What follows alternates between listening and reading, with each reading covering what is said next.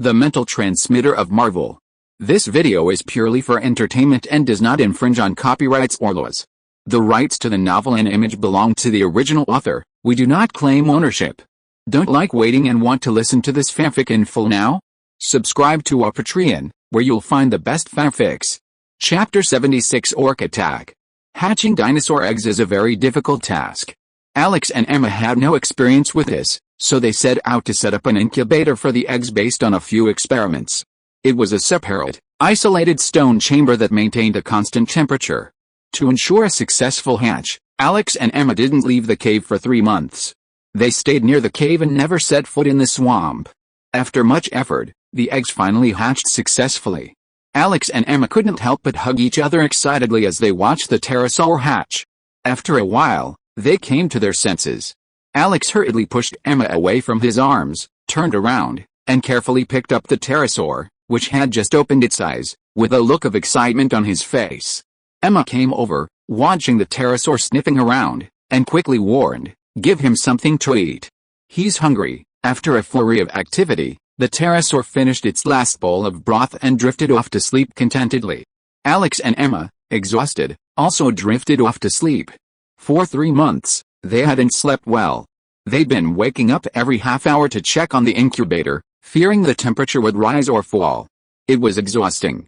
As the morning light filtered through the leaves into the cave, Alex rubbed his eyes and woke, feeling a weight on his chest. He looked down to see the pterosaur had somehow climbed onto his chest and fallen asleep. Emma was lying on top of him. No wonder it's so heavy. Alex carefully picked up the pterosaur, lifted Emma's head, and slowly pulled himself out, afraid to wake them. Despite Alex's caution, Emma still startled him. Emma opened her hazy eyes and looked at him, drowsily greeting him. "Alex, are you awake?" Seeing Emma's eyes close at any moment, Alex chuckled and nodded without saying anything. As Alex had expected, Emma nodded as well, then fell back asleep on Alex's chest.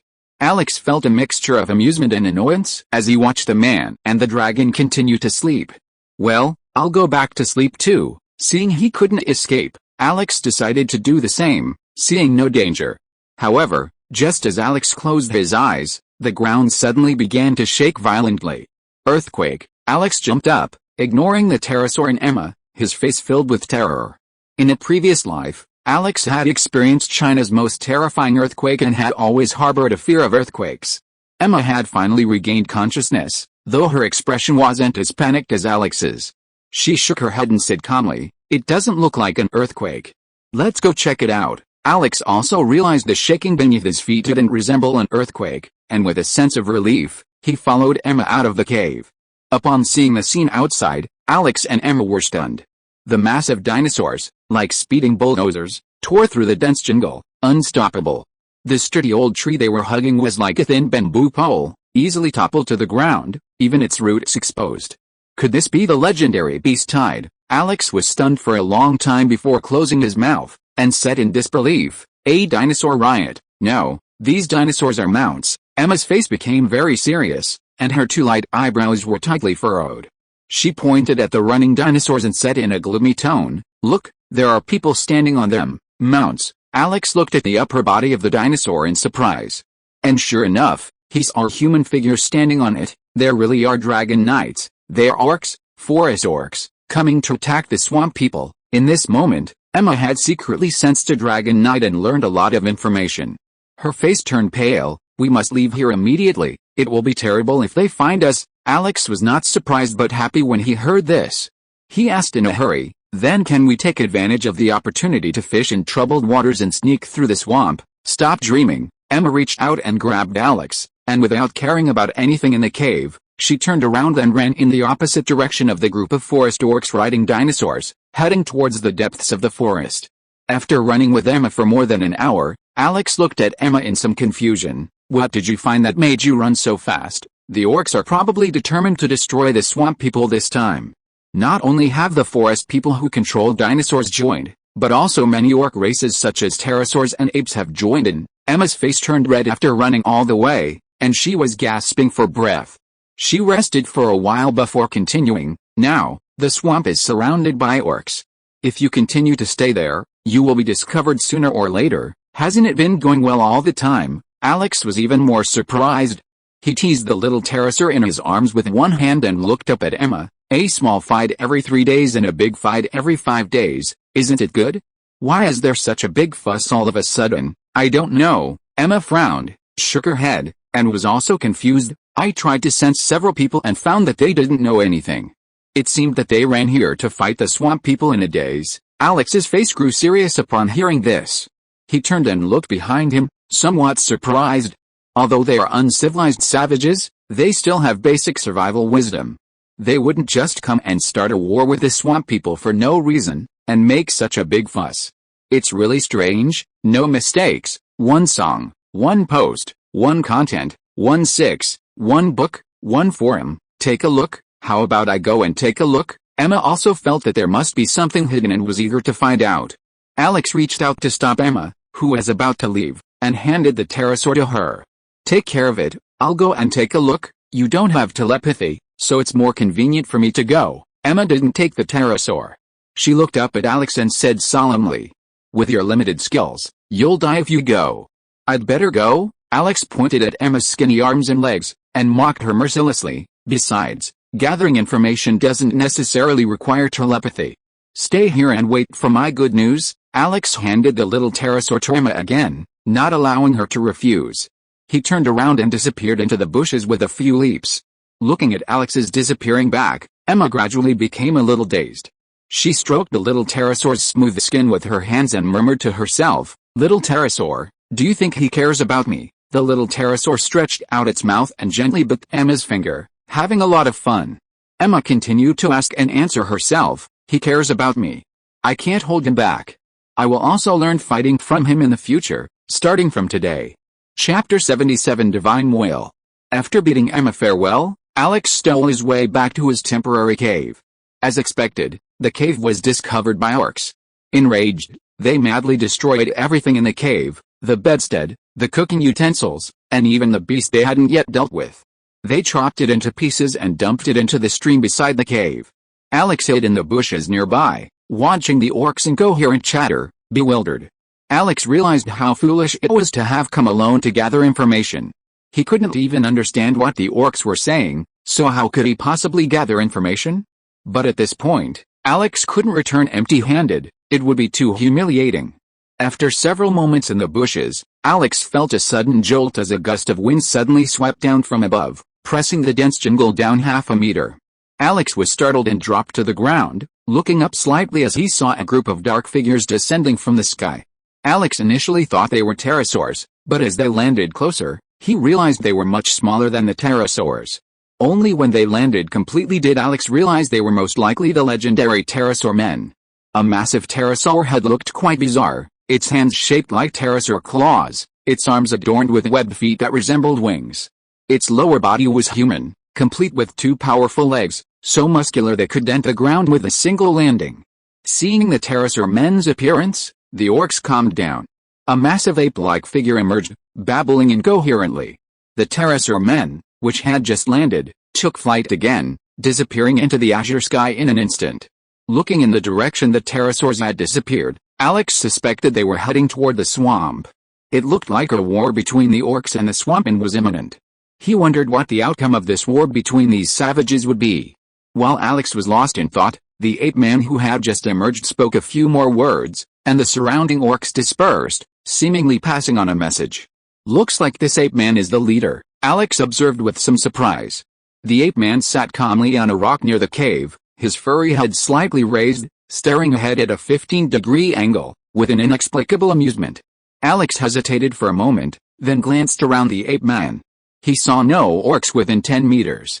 Even more surprising, Alex realized that the distance from his hiding place to the cave was only 50 meters, and there were no orcs in between. "Isn't this giving me a chance to catch him? That's really generous." Without hesitation, Alex leaped from the brush, sprinting away. In an instant, he was right beside the ape-man. Before the ape-man could react, he struck a knife through his thick neck. To Alex's surprise, the ape-man didn't faint immediately.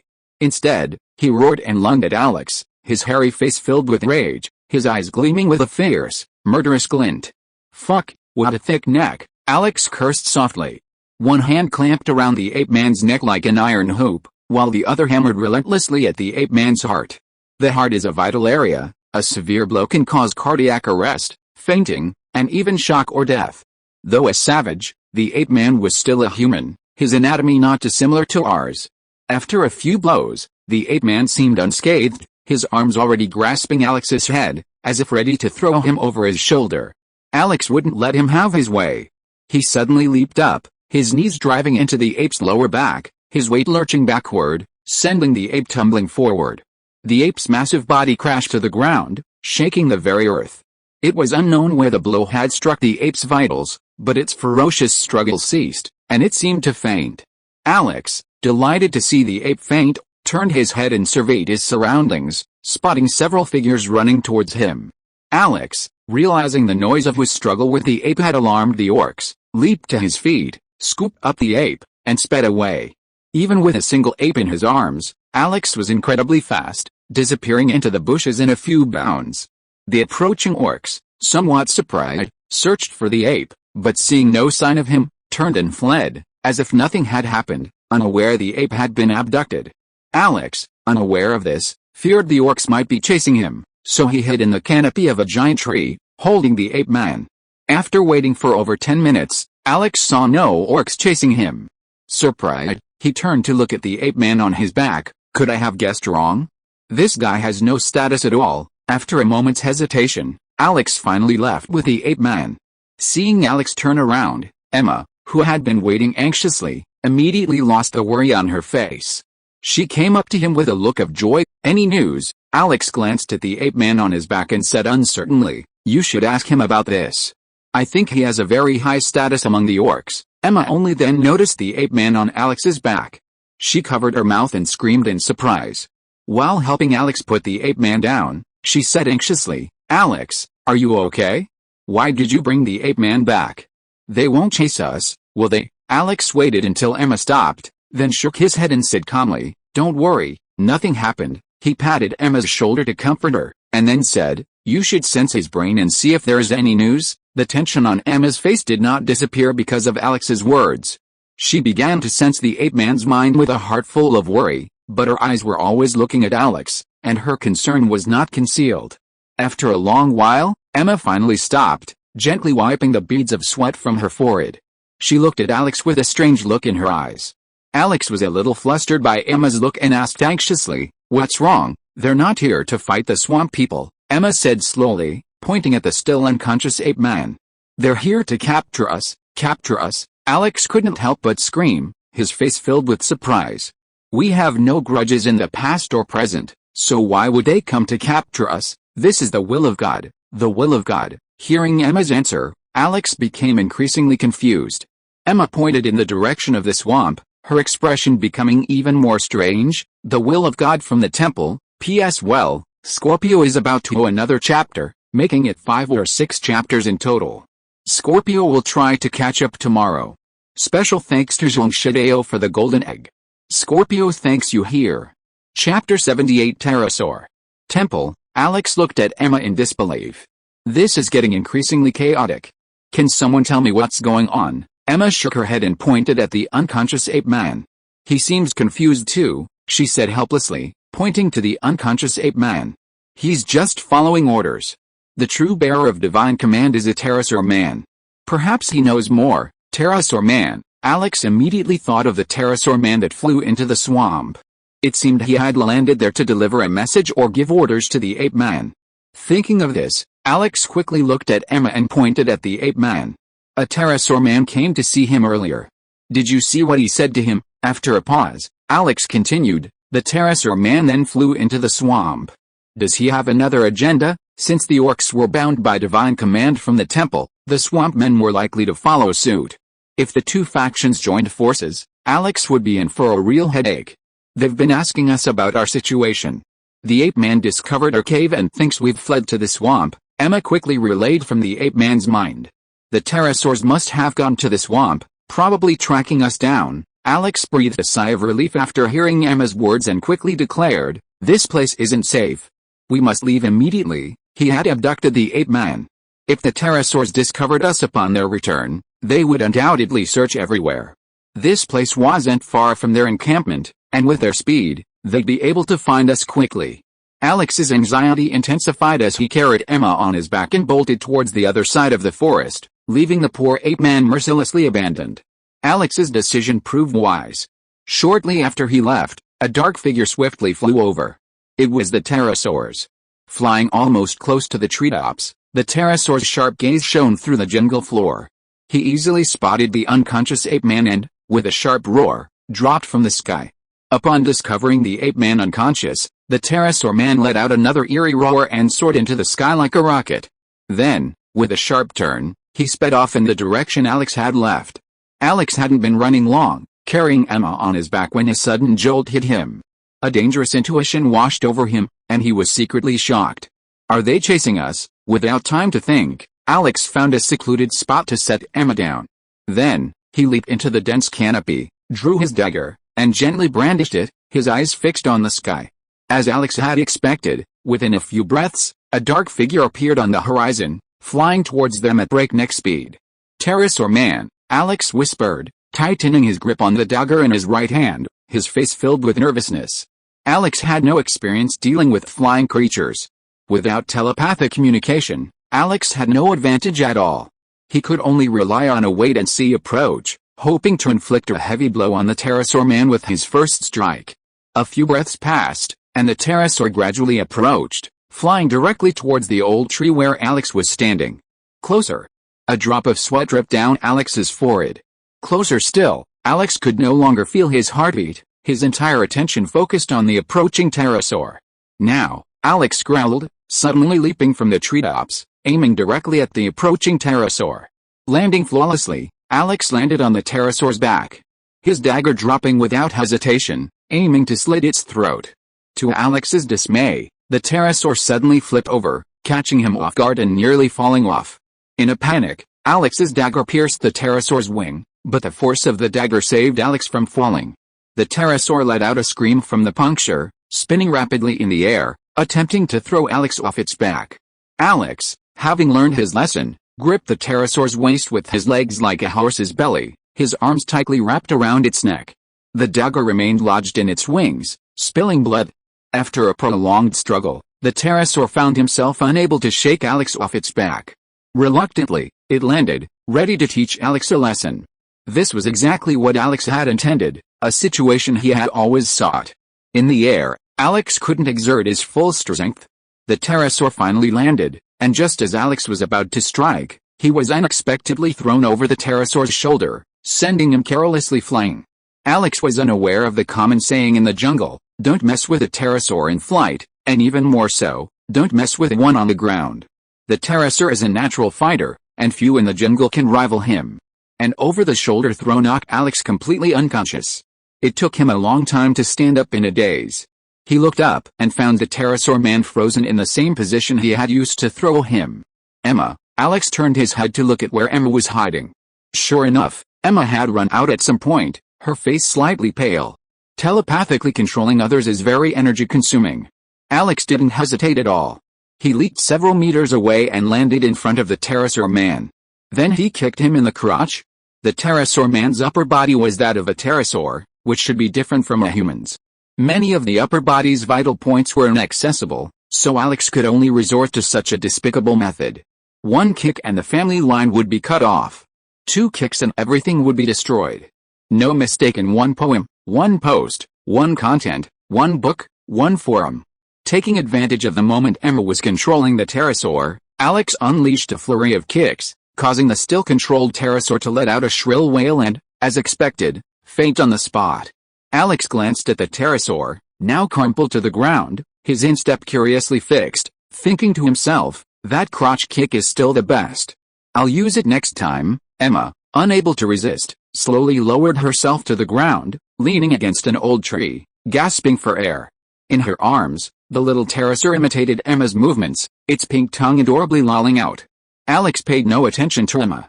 His hands raced, and in a few breaths, he had dislocated every joint in the pterosaur. He had also learned this move from Natasha, a secret of Soviet Red Square. After finishing everything, Alex clapped his hands with a smile, and said with some pride, I don't believe you can still fly like this. After dealing with the pterosaur man, Alex quickly walked towards Emma and asked with some concern, "Emma, are you okay?" Emma shook her head, pointed to the pterosaur man lying limply on the ground in the distance, and asked doubtfully, "Is he the pterosaur man you mentioned before?" Alex nodded. "We are in big trouble now. The swamp people have joined in." Emma's face turned bitter. And she told Alex a piece of news that gave him a headache. Although he had guessed it long ago, Alex couldn't help but blurt out when he heard Emma's words, "Fuck, who did we offend? Why are they picking on us?" Chapter 79. The news from the pterosaurs wasn't limited to this. The entire continent had received divine orders, and the hunt for the two men had begun simultaneously. The wave that had appeared at the edge of the forest and swamp was only the first wave. A comprehensive search had already begun in the forest, and the swamp would soon be similarly searched. By then, Alex and Emma would have had no place to hide. Desperate, Alex immediately turned and rushed towards the ocean with Emma. Beyond this continent lay another vast ocean, the Galhan Sea. Fortunately, there was an ocean, otherwise Alex wouldn't have known where to hide. "Are we really going to the beach?" Emma clung to Alex's neck, branches drifting past her eyes, a look of helplessness on her face. "What will we do once we get there?" "Don't worry, I've already made a plan." Alex lifted Emma from his back, his pace unwavering. "Once we get to the beach, we'll build a boat, bypass the forest and swamp, and land directly on the plains where the descendants of Atlantis reside. Only ignorant barbarians would believe in temples and gods." Alex believed that the descendants of Atlantis would be smarter and would not believe such nonsense, let alone arrest them for no reason. Listening to Alex's answer, Emma couldn't help rolling her eyes and sneered, "Your first plan was to ride a dragon across the swamps and forests." Alex laughed awkwardly and pointed at the little pterosaur hanging on his shoulder. "The little guy is too young. It will take who knows how long for it to grow up." "Alex, don't forget, there are savages in the sea too." Emma reached out and picked up the little pterosaur, sighed and continued, "And building a ship to cross the sea is not something the two of us can do." "Don't worry, Emma." Alex shook his head nonchalantly, as if he was heartless. "Everything will work out when the time comes, and everything will be fine." Emma reached out and stroked the little pterosaur's small fleshy wings, smiled bitterly, and remained silent.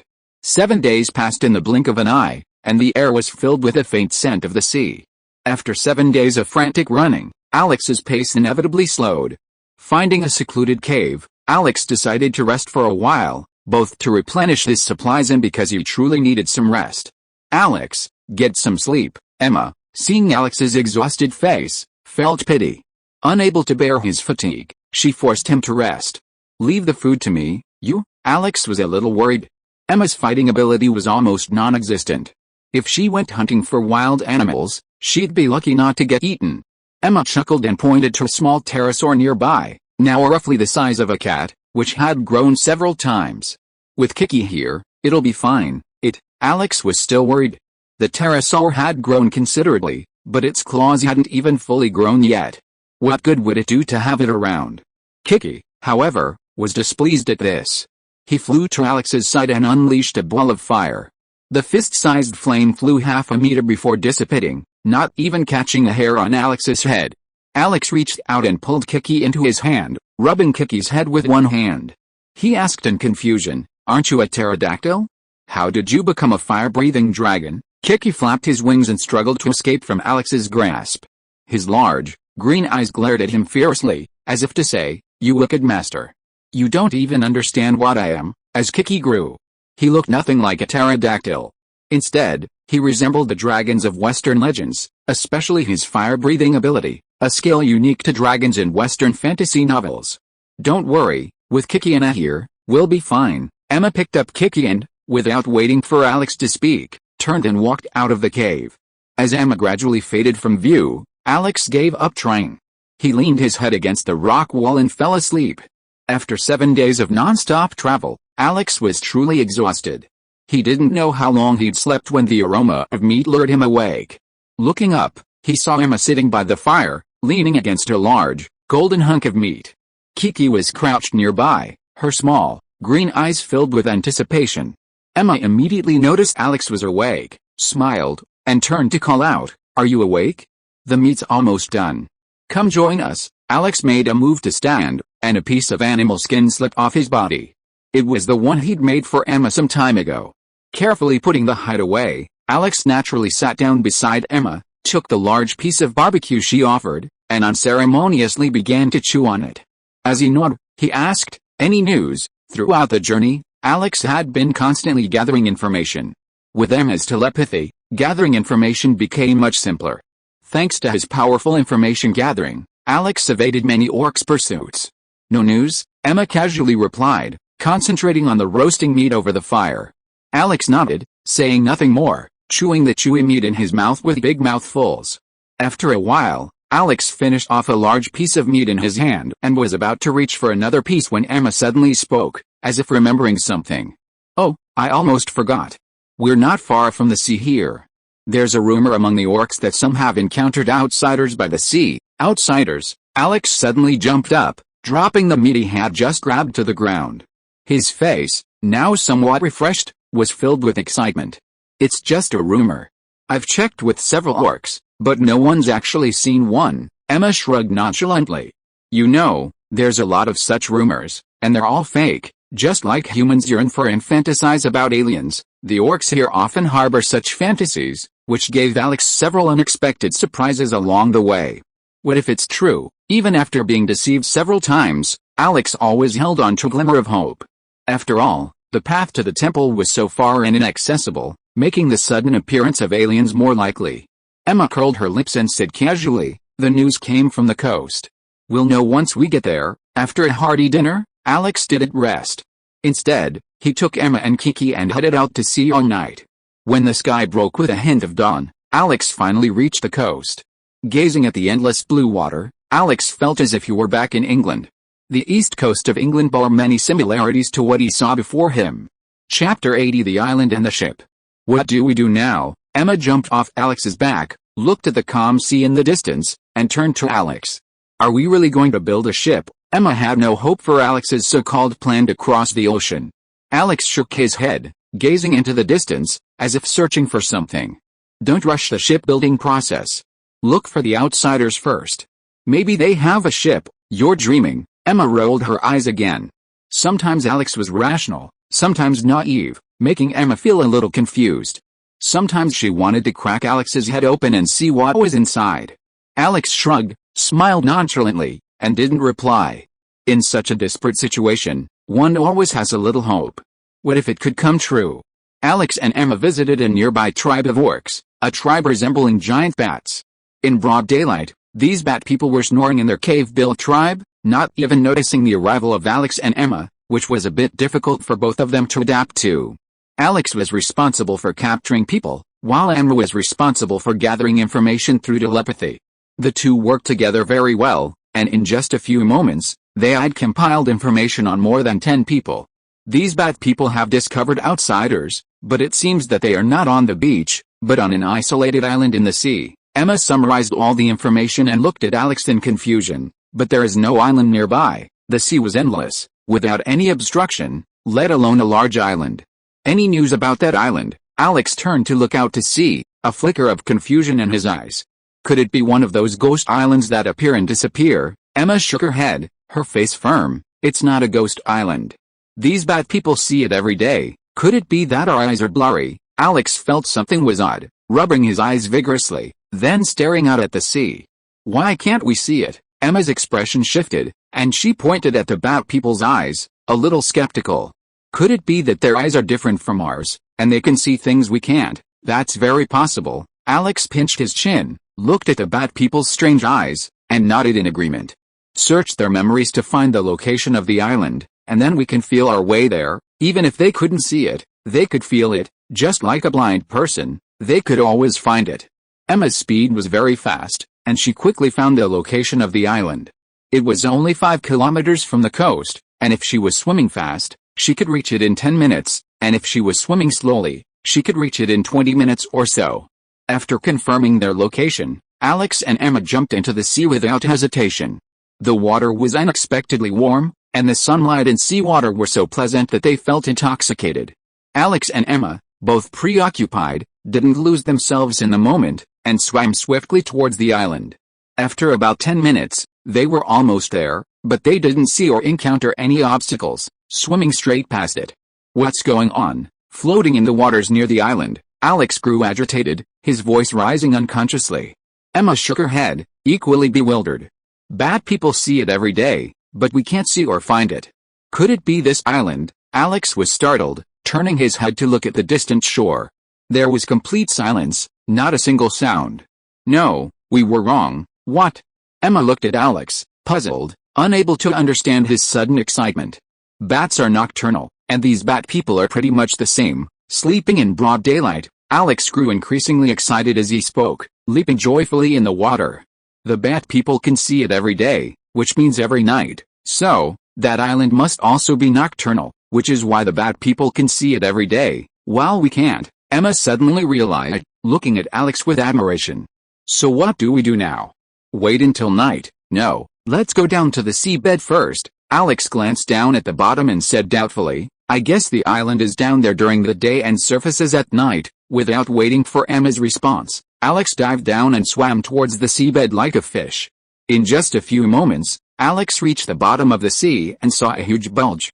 On the bulge were mountains and trees, and a large field of flowers covered with long, purple-red flowers. Like tulips, they swayed slowly in the water, full of strange beauty. Is this the island? Emma had already swum down, looking at the scene in disbelief. As soon as she opened her mouth, a stream of seawater, faintly smelling of fish, rushed into her mouth, nearly choking her. Alex's face paled, and he quickly swam to Emma's side, breathing air into her and gently caressing her. Once Emma recovered, Alex pointed to his nose with a stern face, reminding her to breathe properly. Immediately, Alex turned and sank towards the island, circling at once, his face filled with surprise. Curious, Emma was about to speak, but then, remembering the previous lesson, she stopped herself and stared at Alex intently. Alex chuckled softly and swam towards the eastern side of the island.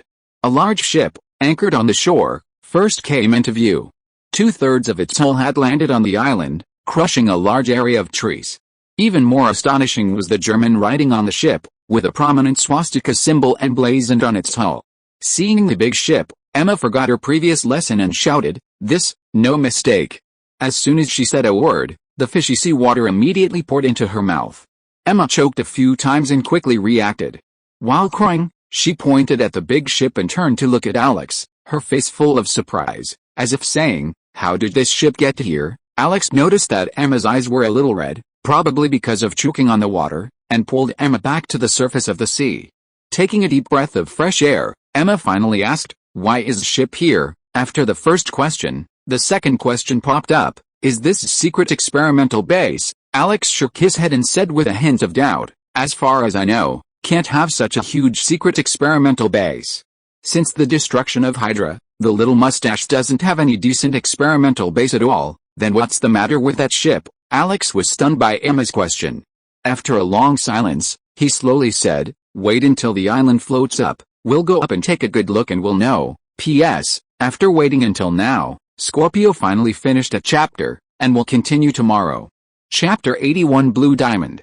Alex and Emma lay on the beach, enjoying a moment of peace, quietly waiting for the fiery sunset to sink below the horizon. Kiki fluttered his wings and flew around, occasionally exhaling a ball of fire, then opening his mouth and sucking it back in, entertaining himself. "Emma, what do you think we should do if we never get out of here?" Alex's voice was a little hazy, his hands behind his head, his gaze fixed on the azure sky. Emma tilted her head, gazing at Alex's profile. After a long silence, she said, "It's actually not bad here. It's quiet and beautiful. It's nice to stay here forever." Alex scoffed and pointed to the cave where the bat people lived. "There are wild men here. If they catch us, we'll be in trouble. We might even lose our lives." Having fought ape men and pterosaur men before, Alex knew that the wild men here were very difficult to deal with. Even with his strength, he could be defeated here. "We can hide somewhere they can't find us." Emma suddenly sat up and turned to look at Alex's serious expression. Unfortunately, Alex had his eyes closed and didn't see the expression on Emma's face. He chuckled softly and said, "I wish there were such a place." Time slipped by, and as the sun sank completely into the sea, the entire world went dark. As if by some mysterious force, the calm sea surface not far away suddenly began to ripple violently, as if the island, sunken beneath the sea, was about to burst forth. Hearing the noise, Alex leaped from the beach and rushed into the water without hesitation. followed closely by Emma and Kiki. Alex and Emma were halfway through their swim when a reef jutted out of the water. Soon, the reef rose at a visible speed, rising over 200 meters above sea level in the blink of an eye. The outline of a small island emerged. The island's emergence from the sea displaced a torrent of water, sending a torrent of water surging in all directions. This was a formidable challenge for Alex and Emma. They struggled desperately against the oncoming waves, being repeatedly swept back. Only after the island was completely exposed and the sea level gradually calmed did Alex and Emma resume their journey, swimming swiftly towards it. Upon reaching the island, Alex was surprised to find it wasn't covered in water as he had expected. Instead, it was strangely dry, as if it hadn't sprung from the seabed. Alex's face grew serious, and he glanced back at Emma, warning, "Be careful, follow me." Emma, realizing the island's unusual nature, nodded solemnly, took a few steps forward, and took Alex's arm, a hint of panic on her face. Alex glanced down at his arm, said nothing more, and cautiously headed towards the Japanese warship he had seen earlier. After about half an hour of walking, they encountered nothing, and the expected danger was completely absent. Everything seemed perfectly safe and sound. Alex, however, remained vigilant, believing it was always better to be cautious. Alex and Emma made their way safely, finally spotting the nearby Japanese warship. Its shadowy silhouette seemed even larger than the one they'd seen during the day, its bulging muzzles adorned with a dozen blackened gun barrels, its firepower immense. Circling the ship, Alex swiftly climbed aboard the suspended ladder. As soon as his feet touched the deck, Alex's eyes were drawn to the bodies scattered across it. They were all dressed in neat Japanese uniforms, their faces etched with an indescribable look of terror. "Oh my God! What's going on here?" Emma followed, shrieking in shock at the sight of the bodies. Alex gave a wry smile, crouched down, and carefully examined the shirt of a Japanese soldier. Emma cautiously walked up behind Alex, watching his movements. She asked cautiously, "Anything you found?" Alex shook his head, his face grim. "There aren't any wounds on the bodies. They look like they died of fright," as he explained. Alex moved on to another body and repeated the previous examination. After examining more than a dozen bodies, Alex's expression grew extremely serious, his brow furrowed like a ridge. Were they all frightened to death? Emma followed Alex closely, observing many of the bodies. Seeing the undisguised fear on their faces, this thought immediately occurred to her. Alex neither nodded nor shook his head as he ran across the deck toward the cabin. As Alex had expected, everyone on board was dead. The vast majority were Japanese soldiers, with a dozen or so American researchers, presumably captured by the Japanese. Strangely enough, these people also had no wounds. Like the Japanese soldiers on deck, they all seemed to have died of fright. Looking around at the dozen or so researchers in heavy leather jackets, Alex was filled with confusion. What on earth could have happened to them that frightened an entire crew to death? Just then, Emma suddenly screamed, sending Alex's heart trembling. He jumped to his feet, his face turning a pale white. "I know this person." Hearing Emma's slightly surprised voice, Alex finally snapped out of his reverie. Turning to look at Emma, he patted his chest with lingering fear, thinking to himself, "People can scare people to death. The old saying is true, this is Professor Elton Morrow. I have met him before." He proposed a theory, the African origin theory of mankind. Emma pointed to the oldest middle-aged man among the dozen corpses and said with regret, "It has been rumored that he was assassinated by agents. I didn't expect that he died here." Listening to Emma's nagging explanation, Alex couldn't help rolling his eyes. "He is just a professor. Is there any need to be so excited?" Suddenly, Emma screamed in surprise, which made Alex, who suddenly became a little nervous, break out in a cold sweat again. He turned his head to look at Emma and asked angrily, "What's wrong with you again?" "Here's a blue diamond." Emma reached out and took out a blue diamond from the pocket that Professor Morrow had opened, and handed it to Alex like a treasure, with joy on her face, and did not notice Alex's tone. Alex glanced at the blue diamond in Emma's hand, feeling a mixture of amusement and annoyance. He couldn't help but sigh. Women are such a sucker for all that shiny stuff. "It's just a piece of stone, after all. There seems to be something wrong with this diamond," Emma suddenly asked. Alex, accustomed to Emma's sudden bouts of surprise, snapped back, "Is it fake?" Emma remained silent, staring at the blue diamond for a moment. Suddenly, she looked up at Alex and said, "There's movement inside the diamond, like water flowing." Alex, initially dismissive, turned to continue his search for the warship, but stopped short at Emma's words. He looked at her with suspicion and took the blue diamond from her hand to examine it. As Emma had predicted, the center of the blue diamond was indeed flowing like water. If you're listening to this novel on a channel other than Fanfic World, it means they downloaded and uploaded it without effort. We cordially invite you to visit our channel, Mundo Fanfic Novelis. There you'll find the original version of this story and you can explore many other novels of various genres. We're waiting for you to immerse yourself in a world of incredible novels. Chapter 82 Sunken Island. In an uncharted land, a floating temple. A short, bald man in a long, blue, floor-length gown suddenly stood up from his chair, his face filled with surprise. He shouted in disbelief, "How did this thing get here?" Before him stood a virtual screen, frozen in time at the moment Alex accepted the blue diamond from Emma. "No, we must get this back." The bald man stared at the screen with a serious expression. "If he gets his hands on its power, we'll be in trouble." As he spoke, he walked to a nearby holographic control panel, which meticulously reproduced the entire uncharted land. Forests, mountains, rivers, and every feature of the land could be controlled. He quickly located the island, which was active at night and dormant during the day. He glanced back at the virtual screen nearby and muttered, "I'm sorry." Then, decisively, he pushed the island back down. Furthermore, he maximized the attraction beneath the island and disabled its water isolation system. The island's ability to remain active at night and dormant during the day relied on the attraction beneath the sea. During the day, gravity pulls the island down into the seabed. At night, it disappears, sending it surging out of the water. Excessive gravity could send the island slamming into the seabed shelf, potentially destroying it.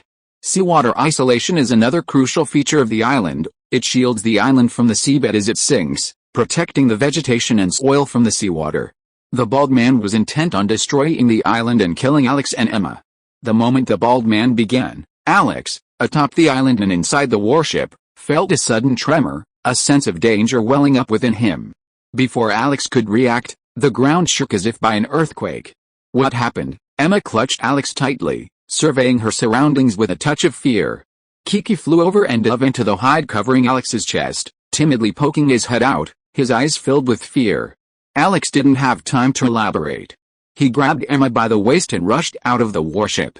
In a moment, they were out of the cabin and on the deck. But when they saw what was happening before them, they were stunned. The water rushed towards the island like a tornado, as if the entire island was submerged and rapidly sinking to the bottom of the sea. In a moment, the surging water had already covered the side of the warship and was about to hit the deck. How could this happen? Emma stared at the scene in disbelief. The moon was still hanging in the sky. How could the island sink? Alex's face changed. He turned around, carrying Emma on his back, and jumped into the rapidly rising water. Struggling with his hands, he swam towards the shore. The rushing water repeatedly threw Alex back, and the sinking vortex swept Alex deeper into the sea. The overwhelming impact of the water almost knocked Alex unconscious. Alex choked several times, the bitter water making him afraid to pause. He struggled desperately, trying to escape the whirlpool. But then, a powerful pull surged from beneath his feet. Alex didn't even struggle as he was swiftly pulled deeper into the ocean. The alien technology was remarkably durable. The island crashed into the seabed shelf at top speed, leaving it intact after a deafening thud, though the vegetation and rock above it were displaced. The warship, on the other hand, had been crushed into a massive, thick discus by the immense force before impact. After the violent collision, it was transformed into massive iron slabs tens of meters thick. After more than 10 minutes, the seabed calmed first. The island lay dormant, like a giant underwater beast, completely silent. Another half-hour passed, and the turbulent sea calmed, along with the frenzied Batmen. A few braver ones slowly flew over, flapping their wings, as if trying to understand why the island had suddenly vanished. When the dust settled and everything returned to silence, a relieved smile crossed the bald man's solemn face within the floating temple. Although this violated the rules, I believe it's beneficial to Earth. His presence has severely disrupted Earth's future and timeline, and he must be eliminated. As he spoke, he continued to write down, "The target is dead. Let the fragment of the tree of life remain here." With that, he vanished from the floating temple, not even once visiting the island. 3 days passed without the island reappearing. The Bat people panicked, believing it was divine punishment, and began to pray loudly around the location of the vanished island, begging for forgiveness. Just then, Two blue figures emerged from the seabed, right where the island had vanished. The Bat people immediately became agitated, then agitated again, flocking to the two blue figures, mumbling incoherently. The two blue figures, a man and a woman, were none other than Alex and Emma, who had escaped from the depths of the sea, with the equally blue dragon, Kiki, in their arms. Want to fight? Come on, who's afraid of who? Alex was very dissatisfied with his current appearance and was a little angry. He glared at the Batman around him and was about to take action, but was stopped by Emma. Emma took Alex's hand and explained, "They don't want to fight. They think we are gods." God? Could it be that their gods are the Smurfs? Alex rubbed his arms in annoyance, feeling very awkward. It's not bad to hang out with them for a while. We really need a break now. Emma looked at Alex's anxious look, chuckled, and whispered to comfort him, "Don't worry, don't you still have me and Kiki to accompany you? No mistakes in one song, one post, one content, one book, one forum." Alex grumbled and nodded reluctantly, "Alright, whatever you want," and so, transformed into Smurfs, Alex and Emma were treated as new gods and brought to their most prestigious cave by the Batman with utmost ceremony, where they were pampered with delicious food and drink. After several days of feasting and drinking, Alex's strength finally fully recovered, and the blue tint on his skin gradually faded, returning to his original yellow skin. This brought a sigh of relief to Alex, who had been holding a grudge against him. He had no desire to be a Smurf forever. With everything back to normal, Alex decided to leave. Why leave? Isn't it good to stay here? Emma was very happy with her current life. There was no rushing around, no strife, and even without having to work, the Batman brought her all kinds of delicious food. Whenever she had time, she could teach the ignorant Batman, fulfilling her dream of becoming a teacher. Life was simply perfect. Alex had seen the changes in Emma over the past few days and knew she truly loved it here. But he had his brothers outside, so he couldn't leave. "I'm sorry." Emma stared at Alex for a long time, sighed, and said with a sad face, "Okay, let's go together." Chapter 83: A reliable idea. Now that she'd decided to leave, there had to be a way. Emma didn't want to dwell on it. Looking at Alex, who seemed so confident, she asked, somewhat bewilderedly, "Do you have a plan?" Alex nodded, confidently saying, "Yes, it's definitely a sure thing. Tell me about it." Emma observed Alex's expression, a touch of curiosity. Alex smiled mysteriously, shook his head, and said, "You'll know when the time comes. Is there anything you can't say?" The more Alex kept quiet, the more curious Emma grew. She twisted her waist against Alex, and began to act coquettishly, her voice so soft it made her feel weak. Fortunately, Alex remained composed and maintained his masterful demeanor. No, you don't have any solutions, do you?" Emma, understanding Alex's temperament more and more over time, looked at him with suspicion. Alex's heart skipped a beat, but his face was filled with confidence. "How is that possible?" "I'll tell you as soon as I'm ready, okay?" After finally getting Emma out of the way, Alex crouched on the ground, a look of frustration and confusion on his face. In reality, Alex had no reliable plan. He had completely tricked Emma. Emma was willing to give up everything to follow him, so Alex couldn't just say, "We'll see what happens next." Wouldn't that be deceptive? Now it's even worse. Alex pounded his head hard, filled with regret. But once he'd said that, Alex had to come up with a reliable plan quickly. The forest and swamps are still out. Even though the Bat people think of themselves as gods, the other orcs and swamp people don't, and they'll probably still cause trouble.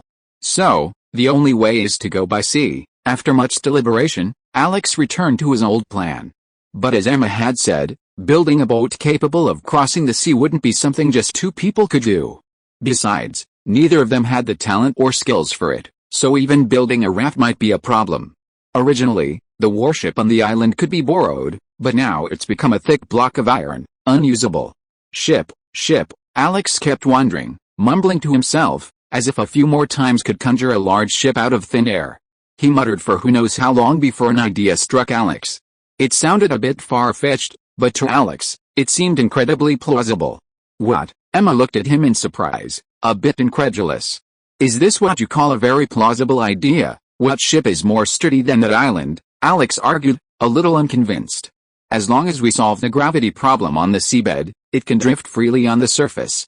And with Batman pulling it, if it's strong enough, we can safely cross the sea and land on the plains on the other side of the continent. We just escaped from down there not long ago." You know the gravity down there very well. It's hard to say whether we can get back up again. Emma was tempted, but still a little worried. Alex shrugged casually. Anyway, with the powers granted by the blue diamond, we don't have to worry about breathing at the bottom of the ocean. The blue diamond shattered in the collision, and the fragments were absorbed into the bodies of the two men and the dragon, transforming them into Smurfs and granting them certain abilities. Their bodies possess the density and toughness of diamond, making them virtually indestructible, enabling them to survive such a violent collision. Furthermore, their diamond-like bodies, note, this is not the White Queen's future diamond-like state, allowed them to survive without breathing, which is why they were able to survive for 3 days underwater. Why don't you just walk over there from the bottom of the ocean? Wouldn't it be more convenient? Emma rolled her eyes and said angrily at Alex's reasoning. Alex's eyes lit up at this, and he said with a hint of surprise, that's a good idea. Noticing Emma's look, Alex quickly corrected himself. It's a good idea, but it's too time-consuming and dangerous. Who knows what we might encounter in the sea? It's safer to take a boat. The continent was home to various orcs and savages, and the ocean also had humanoid creatures. Emma had finally seen clearly that Alex was an unreliable person. But she had fallen in love with him, so she had no choice but to go with him. Back in the sea, Alex and Emma were both a little apprehensive. The scene that day was still fresh in their minds, and the deep fear still resonated in their minds. After a while of adjusting, they swam towards the seabed where the island lay. As they approached, they felt a familiar, immense gravity pulling them rapidly towards the seabed. In an instant, with a loud crash, Alex and Emma had arrived at the island. Overcoming the overwhelming pull of gravity, Alex and Emma supported each other and stood up. Slowly, like snails, they inched their way towards the center of the island, where gravity was strongest and the most likely location to resolve the gravity problem. They literally moved. Under the overwhelming gravity, Alex and Emma couldn't even lift their feet, so they could only inch their way. This was how the two men and the dragon had previously managed to escape the island's gravity, little by little. Almost 3 hours later, Alex and Emma finally reached the center of the island, a slightly sunken basin that grew deeper with each passing day, a result of the intense gravity. Finding the point of maximum gravity was the first step of their plan. The next step was to penetrate the island and locate the source of gravity on the seabed shelf. Check it out. The soil on the island was originally very soft, but it became incredibly solid under the force of gravity. However, Alex and Emma, now both possessing diamond-like bodies, could easily carve a large block of earth with their bare hands. After several hours of work, they finally chipped away at the island, revealing the hard, dark seabed beneath. A palm-sized silver disc appeared before their eyes. Alex gazed at the silver disc in amazement, unable to believe that such a small object could produce such a powerful gravitational pull. With a few sighs in his heart, Alex quickly reached for the silver disc. He pressed it, but there was no response. He turned it, and it seemed to work. As he spun it, Alex felt the pressure on him suddenly lighten, the pull of gravity weakening. Emma, what if we could turn this disc upside down and attach it to the island? Would that make it float? Alex had a sudden idea. The disc could alter gravity. By attaching it to the island, counteracting gravity, the island could become a floating island. Emma truly witnessed Alex's ability to come up with ideas. She rolled her eyes and said mockingly, "That's a pretty solid idea. It's more solid than all your previous ideas." Chapter 84 Floating Temple. Standing on the floating island, Alex appeared incredibly proud and excited. He turned to Emma, like a child yearning for his mother's praise. "Emma, how's it going?" Emma shrugged non-committally, her face expressionless. "What about the power? You don't really need Batman to pull it, do you?" "Batmen are perfect for boat pullers," Alex said, his voice piercing. "It won't take much to move this floating island anyway. There are so many Batmen, taking turns won't be a problem." Emma glanced at the Batmen circling around her, thought for a moment, and decided not to stop them. The Batmen were giving their strength, and Emma would leave them a legacy of civilization, a sort of exchange, I suppose. After several days of preparation, the floating island finally began to move, towed by a dozen Batmen, heading straight for the center of the continent. To save time, Alex chose a straight path, traversing the forest and swamp to reach the temple. The floating island, suspended in midair, was safe from most orcs and all swamp dwellers. The only concerns were flying orcs like the pterosaurs and flying beasts like the pterodactyls. However, the Batmen were nocturnal, so the floating island could only be moved at night. This, in turn, avoided many orcs and beasts. Most orcs and beasts followed the natural order of daytime activity, while the Batmen were a minority. Everything went as Alex had expected, and the journey was smooth, without any trouble. During the day, some strange birds would circle the island, but they never dared to land. On the morning of the third day, the Batman returned to the island to rest in a specially carved cave. Alex and Emma stood at the edge of the island, looking out. The swamp stretched out before them, stretching as far as the eye could see. This swamp is huge. Alex knew it was large, but he had never imagined it to be this vast. Alex had just finished his exclamation when he suddenly noticed a massive bird soaring from the swamp, flapping its enormous wings as it flew towards the floating island. A swamp lizard. Emma, also seeing the bird, couldn't help but exclaim in surprise. This is the creature most feared by the swamp people. It's incredibly powerful. We should get out of its way. It's just a giant lizard.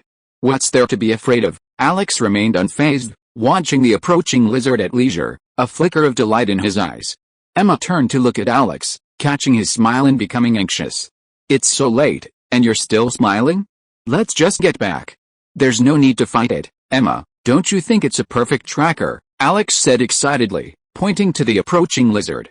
Emma was stunned by this, paused for a moment before responding, her tone unclear whether it was admiration or sarcasm. I'm impressed by you.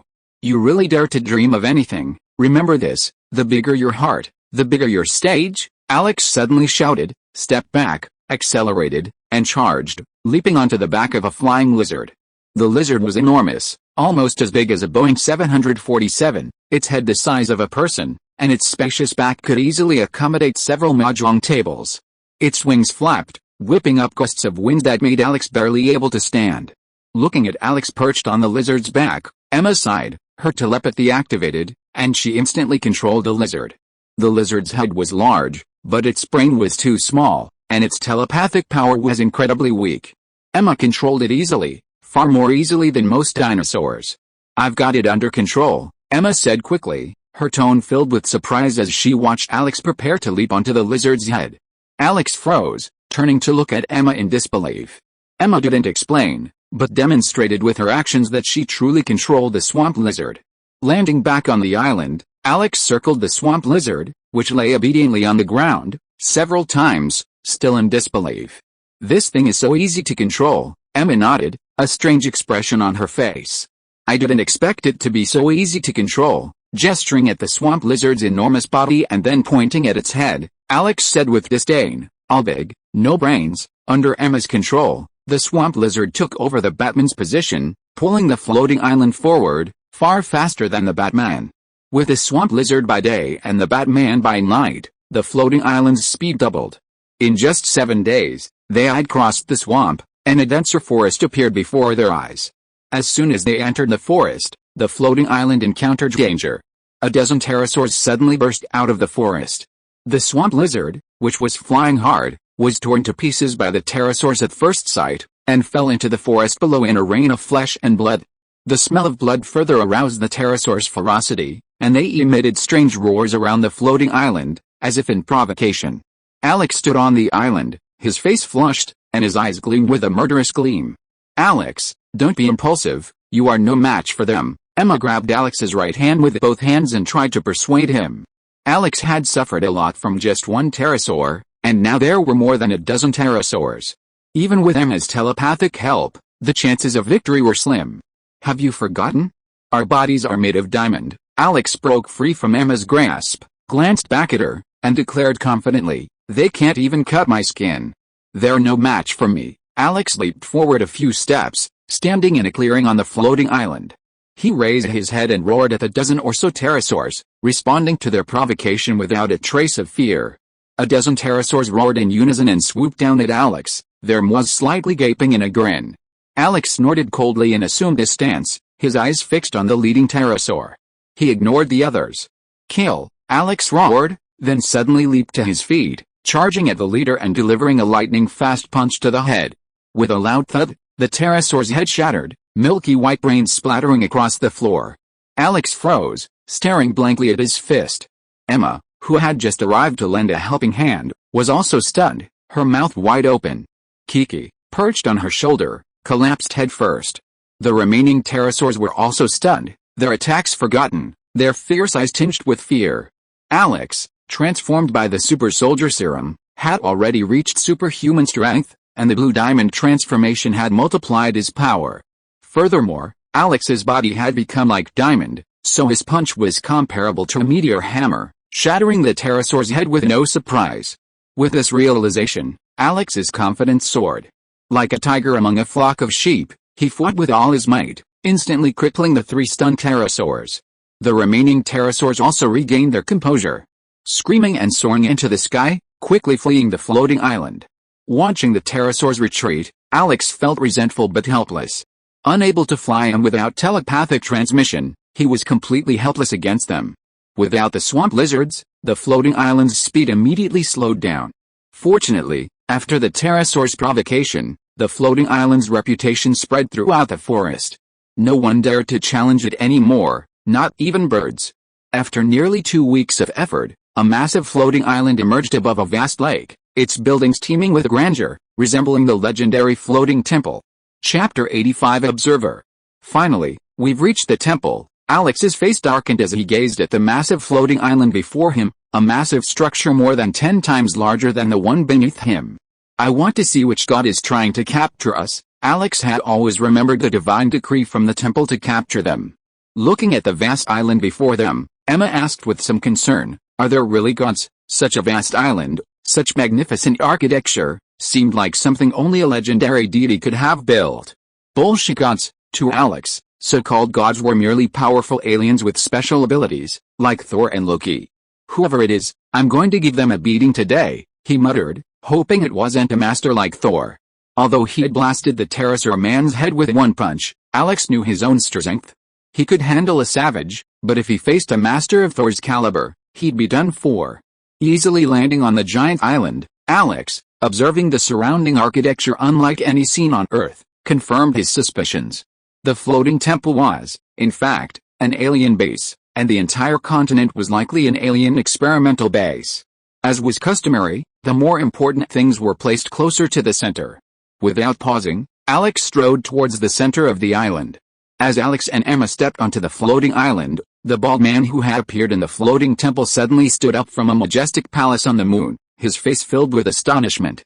Are they still alive? After a moment's pause, the bald man sighed and vanished, reappearing in the floating temple. Shortly after his appearance, Alex and Emma arrived at the center of the island. A majestic, towering structure appeared before them, the true floating temple.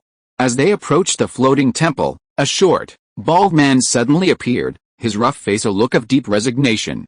The bald man sighed suddenly, making a final attempt. His voice was low and droopy. You can't leave here. Alex was startled, his eyes narrowing slightly as he saw the bald man's face, wary. Who are you? I'm Observer Otto, Otto replied, his expression unchanged as he repeated, you can't leave here. Although the short, bald man before him didn't seem threatening, Alex didn't let his guard down and kept a distance. Are you the god they're talking about?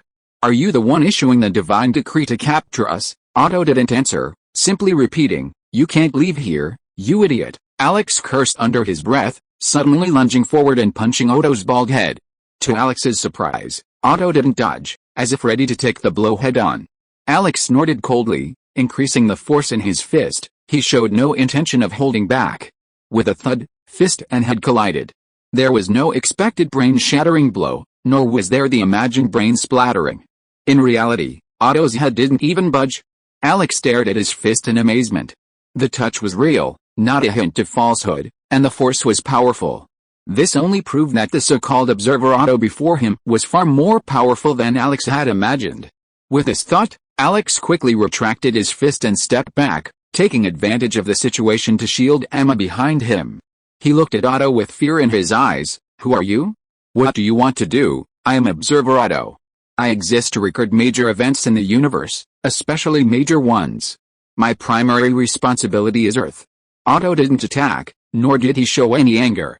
His expression remained impassive. I just don't want you to leave here. Why? Alex looked at Otto with a strange look on his face. He felt something was wrong with this bald man who had suddenly appeared. Otto looked at Alex and said after a long silence, you don't belong to this world. Your presence will cause unpredictable changes on the Earth, so you must stay here forever." Alex was shocked when he heard this and looked at Otto in horror. This was his biggest secret. Even Steve and Bucky didn't know it. How did this bald guy know it? As if seeing the confusion in Alex's heart, Otto explained, "I have been observing you since you appeared. Your appearance has made the entire universe chaotic and unpredictable. For this reason, I visited many elders of the universe. No one knows what kind of existence you are. You are completely chaotic and unclear. To the entire universe, you are a huge threat. In order to maintain the peace of the universe, I even violated the laws of the observers, intervened, and sent you here, to the wilderness." The expression on Otto's face finally changed, with some helplessness and some surprise. "But you found a way out, and I had to issue a divine decree to try to stop you with the hands of the savages. Unfortunately, we escaped and found that island." Alex understood instantly, glaring at Otto. "In order to stop us, you did not hesitate to change the gravity of the island and wanted to kill us." "Yes, I betrayed the laws of the observers." Otto sighed, his expression a little gloomy, "but even so, you still survived and absorbed the fragments of the Tree of Life stone." Alex looked at Otto with more and more dissatisfaction. After hearing what Otto said, he sneered and said complacently, "Yes, we have turned a disaster into a blessing and gained extraordinary power. I have betrayed the laws of the observer. I can't betray again, so I can't take action against you again." Otto's face was bitter when he heard it. He stared at Alex for a long time and said earnestly, "But, I hope you can stay here forever, for the peace of the universe." "Why?" Alex raised his head defiantly and looked down at Otto. "My appearance may have indeed had an impact on the universe, but imprisoning me cannot change the chaos of the universe, because the universe is chaos. No mistake in one song, one post, one content, one book, one forum." Before Otto could speak, Alex continued, "The universe is chaotic, and so am I, but I am conscious. I can't change the universe's chaotic state, but I can guide it in a positive direction." Alex felt somewhat relieved. Although his telepathic ability had vanished, his powerful memory remained. He could still use the theories he'd glimpsed in his past life to fool around. Unfortunately, Otto wasn't so easily fooled. "You might have a point, but just in case, I hope, you're such a stubborn person," Alex interrupted Otto impatiently, seeing his deception was failing. "What if we absolutely must leave?" Otto scowled at him and tried to dissuade him. "For the peace of the universe, I hope you'll stop talking nonsense." Alex interrupted Otto again, pulling Emma past Otto without hesitation, heading into the temple. "If you want to make a move, do it now." Otto didn't make a move until Alex entered the temple. After discovering that he was still intact, Alex couldn't help but pat his chest and let out a long sigh of relief. Thinking to himself, "Fortunately, he is a stubborn person." Chapter 86 Return. Without Observer Otto to stop him, Alex quickly found a way out. With Emma and Charmander Kiki, they finally left the desolate land teeming with savages and dinosaurs. Alex couldn't help but wince at the vast expanse of snow before him. Although his current physique was no longer vulnerable to the cold, he still instinctively reacted. After a moment of acclimatization, Alex shook himself, glanced around, and exclaimed in surprise, "Is this the North Pole?" Alex had visited the Arctic several times during World War II, and the vast expanse of white had left a deep impression on him. Emma nestled in Alex's arms, turned her head, and asked, somewhat bewilderedly, "How do we get out of here?" Alex reached out to pat Emma's shoulder, and just as he was about to offer some words of comfort, a familiar electric current surged from Emma to him, instantly coursing through him. "Copy," Alex wondered, looking down at Emma in his arms. A familiar voice rang in his mind. It was Emma's voice. "It would be great if I could stay in the wilderness with Alex forever." Telepathy, Alex couldn't help but exclaimed when he saw Emma's lips tightly pursed. Emma raised her head and looked at Alex in surprise. "What's wrong, Alex?" Alex couldn't help but kiss Emma on the forehead, picked up Emma and spun around in the snow, shouting excitedly as he spun, "Emma, my ability is back." Emma was stunned, not because of Alex's words, but because of Alex's actions. A sentence kept echoing in her mind. "Alex kissed me. Alex kissed me." Emma's mental fluctuations were so great that Alex obviously noticed it. Hearing Emma's inner thoughts, Alex's spinning movement suddenly stopped and he stared blankly at Emma in his arms. "What's wrong?" Emma blushed slightly, looking at Alex with some confusion. She thought to herself, why did he stop so suddenly? Did he want to kiss me? Once again, feeling Emma's inner voice, Alex felt even more embarrassed. "Kiss me." Kiss me. Hearing Emma's anxious inner voice, Alex's face flushed crimson and he awkwardly pushed Emma away. Emma, don't do this. Emma looked at Alex with a look of despair, her heart broken. He still doesn't like me. Am I really that annoying? No, Emma, you're not annoying at all. You're very beautiful and very lovable. Hearing Emma's sorrowful words, Alex couldn't help but offer comfort. But as soon as the words left his mouth, Alex realized something was wrong. You? Emma's face fell, staring at Alex in astonishment, as if she couldn't believe it. Alex sighed and revealed his ability to replicate. It wasn't a secret, the Howling Commandos knew about it, and Sebastian Shaw probably had a good guess. So, it didn't matter to Emma. After hearing what Alex said, Emma suddenly screamed and threw herself into his arms, mortified and indignant. He heard it all. He heard it all. Seeing Emma's adorable expression, Alex couldn't help but tease her, saying, I can still hear it now. Emma snapped out of her thoughts and slipped out of Alex's arms. She looked up at him, dazed. It took her a long time to recover, and she blurted out, You're not allowed to telepathize with me, okay? I won't. Alex patted Emma's shoulder and said, Let's go. Let's get out of here. As he spoke, Alex's mind raced, and he thought of Manhattan, New York City's bustling district. Alex, feeling no longer isolated from the wilderness, was secretly delighted. Teleportation had returned. Gazing at the familiar yet unfamiliar crowd around him, he felt as if he were in another world. Soon, Alex noticed everyone staring at him. Secretly sensing his surroundings, he realized that his attire was somewhat unusual. The animal skins he was clad in stood out in the modern metropolis. Realizing this, Alex teleported once more, returning to his Brooklyn home. After Alex and Emma vanished, the bustling streets suddenly became eerie, and many people silently spat, Fuck. Mutants deserve to die? Is this my home? Alex looked around the room in surprise. Nothing familiar was there. The black leather sofa in the living room was gone, as was the broken clock in the corner. Even the cabinets that held photos of him and his mother were gone. Emma saw Alex's puzzled expression and asked curiously, What is this place? Alex turned around and looked around again, shaking his head uncertainly. I don't know. After finding two sets of clothes, one for a man and one for a woman, and changing into them, Alex began a thorough search. He couldn't find a single familiar item. While the layout remained exactly as he remembered, everything else felt strange. Emma knew this was once Alex's home, but it had changed drastically. She speculated, could it be that one of your friends rented it out? No, they wouldn't. Alex shook his head, his face firm. Both Vivian Lee and Audrey's mother, Ella, knew this house held so many memories for him that it wouldn't be rented out. But the owner has changed, Emma said, reaching out from a corner and pulling out a picture frame. It showed a man and a woman kissing and laughing. Alex looked at the man and woman in the photo, and they looked incredibly unfamiliar. Go find your friends, Emma suggested. Alex nodded dejectedly, then disappeared again with Emma, reappearing in an apartment in Hollywood on the west coast of the United States. This was Vivian Lee's home in Hollywood, where Audrey and Ella also lived nearby, less than 100 meters away. As soon as the two appeared, Vivian Lee, dressed in a nightgown, emerged from her room. A flash of panic crossed her face as she stared at the sudden arrival of the two. With forced composure, she asked, Who are you? What do you want? You don't recognize me. Alex looked at Vivian Lee in surprise, a sense of unease rising in his heart.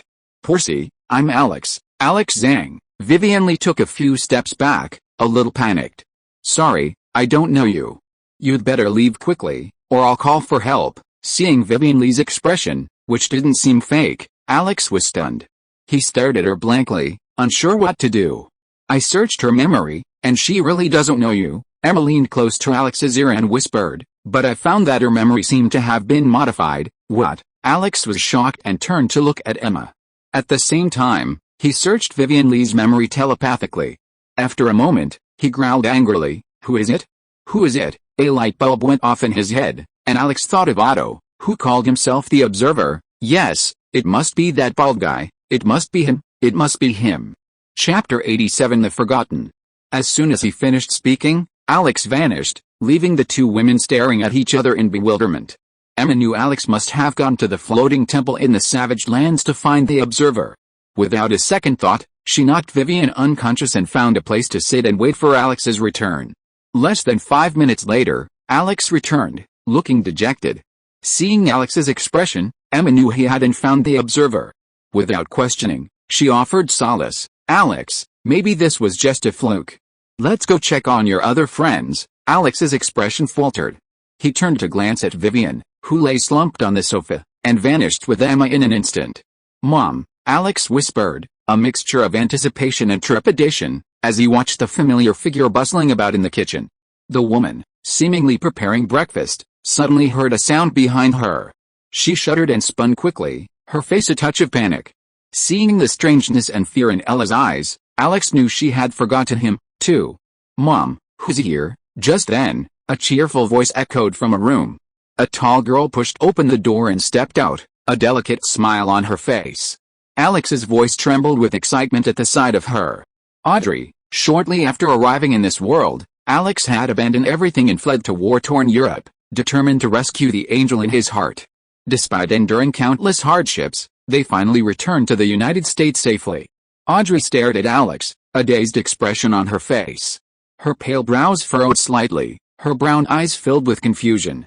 Who are you? Alex, struck by lightning, felt himself twirling and falling like a leaf in the wind, unable to struggle. Seeing Alex's face pale as paper, Audrey's heart tightened for no apparent reason, her brow furrowing again. She asked with concern, "Are you okay? Do we need a doctor?" Alex stared at Audrey blankly, his heart sinking into a bottomless abyss, his eyes devoid of any light, as if he were dead. Even the people who cared about him most had forgotten him, and Alex truly didn't know what to do. "Scarlett, I'm Alex, your rat, the rat who will never leave you." Like a drowning man making his final struggle, Alex spoke again, his voice low and whispering, After all, tomorrow is another day." Before Alex could finish, Audrey took over, her voice even clearer and more energetic. Alex suddenly came to life, his eyes gleaming with life, and his gaze towards Audrey was filled with fervor. But Audrey's next words plunged Alex back into the abyss of darkness. "I don't know you." Audrey's voice was hoarse, filled with confusion and bewilderment. "But you feel so close to me, like a brother." Alex's emotions were like a roller coaster ride, then like a ray of sunshine piercing through the darkness into the abyss, bringing Alex a tiny ray of warmth, allowing him to cling to life. "I'm sorry." Alex looked at Audrey with a sorrowful expression. Besides bringing Angel to Hollywood early, Alex didn't know what else he had done. Toward Audrey, Alex felt only guilt. Without waiting for Audrey to respond, Alex solemnly said, "Thank you." With that, Alex and Emma disappeared. "Oh, he's a mutant." Only then did Ella come to her senses. She screamed and ran to Audrey's side, hugging her tightly, her face filled with worry. "Audrey, are you okay?" Audrey shook her head to indicate she was fine. Her beautiful eyes fixed on the spot where Alex had just disappeared. With a mixture of surprise and anticipation, she said, "This scene feels so familiar." After leaving Audrey's house, Alex and Emma headed straight out of Hollywood and arrived at Stark Industries in Manhattan, New York. Emma turned to look at Alex, who stood expressionless beside her. She wanted to offer some comfort, but when she opened her mouth, she couldn't find the words. She closed her mouth again and tightened her grip on Alex's arm. After several teleportations, Alex finally found Howard in a laboratory.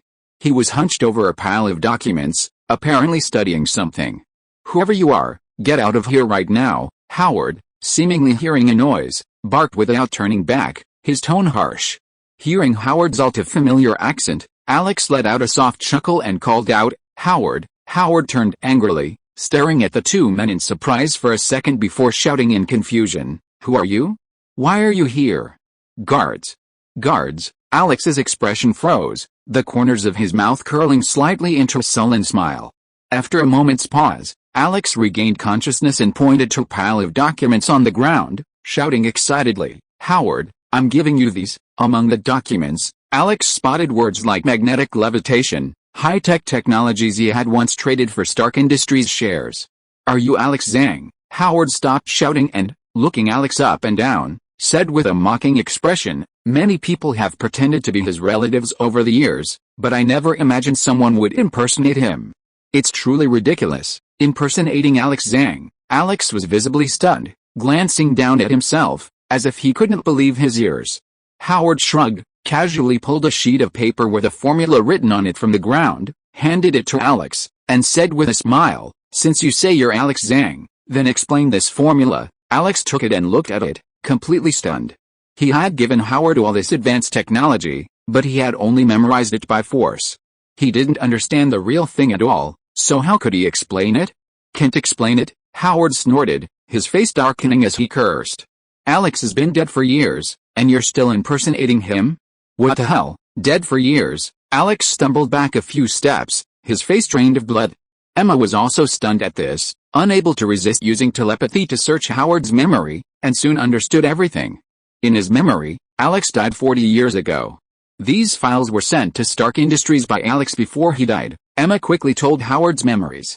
Alex's unfocused eyes gradually came together, and his mind kept flashing back to the memories of this life, all the way back to 1940. That day, when he had just crossed over to this world, he was rescued by the frail Steve in that deserted alley. The story started all over again from that moment. But now, Alex's story seemed to end at that moment. P.S. Well, it's late today.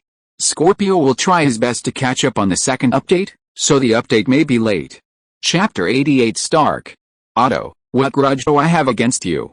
Why would you harm me like this? Standing in the floating temple of the Savage Lands, Alex roared to the heavens, venting his frustration and anger. Emma stood silently beside Alex, watching with concern. She didn't know what to say, how to comfort this man forgotten by the world. Otto, I will kill you. With his last roar, Alex collapsed to the ground, his face filled with helplessness and confusion. Alex had experienced Otto's strength firsthand, even a full-strength attack couldn't harm him at all. How could killing him be so easy? Meanwhile, in the Lunar Temple, Observer Otto sat on a luxurious throne, his right hand resting on his chin. Alex's last words echoed in his ears, his expression unchanged, though a faint throbbing lingered in his eyes. The dead silence of the Savage Land's floating temple was broken by Alex's sigh. Emma, what should I do? Seeing Alex's almost pleading eyes, Emma's heart trembled, and she said with a serious face, Alex, cheer up, you will only make the observer laugh at you. The scattered eyes suddenly gathered together, a gleam of light flashed. Alex stood up from the ground with a somersault, staring at the air as if swearing an oath, and said solemnly word by word, Observer, you can erase my mark in this world, but I will let my mark be deeply imprinted in this universe. Let me see how you erase it. Emma didn't expect that her casual words would actually revitalize Alex. She was surprised and asked quickly, Alex, what to do next? Go find Stark. Alex snorted coldly, and suddenly disappeared from the spot. Only his last words remained in the air, Emma, you stay here. Looking at the place where Alex disappeared, Emma felt a little lost. She reached out and touched Kiki on the shoulder, a little aggrieved. Alex had once placed a psychic mark on Strucker, allowing him to teleport directly to his side. The mark held Alex's unique psychic imprint, indelible to observers. Seeing the young man suddenly appear before him, Strucker felt a strange sense of fear. His voice trembled slightly, and he asked, Who are you? You've forgotten me. Alex chuckled bitterly, a touch of sadness. Even his enemy had forgotten him. Seeing the smile on Alex's face, Strucker's fear grew even stronger, his body trembling uncontrollably. This baffled him. While feigning to beg for mercy, Strucker secretly spread death spores. He wanted to capture Alex and study the source of this fear. Don't waste your death spores, Alex thought, quickly noticing Strucker's subtle movements. With a sneer, he reached out and grabbed Strucker's neck, lifting him easily.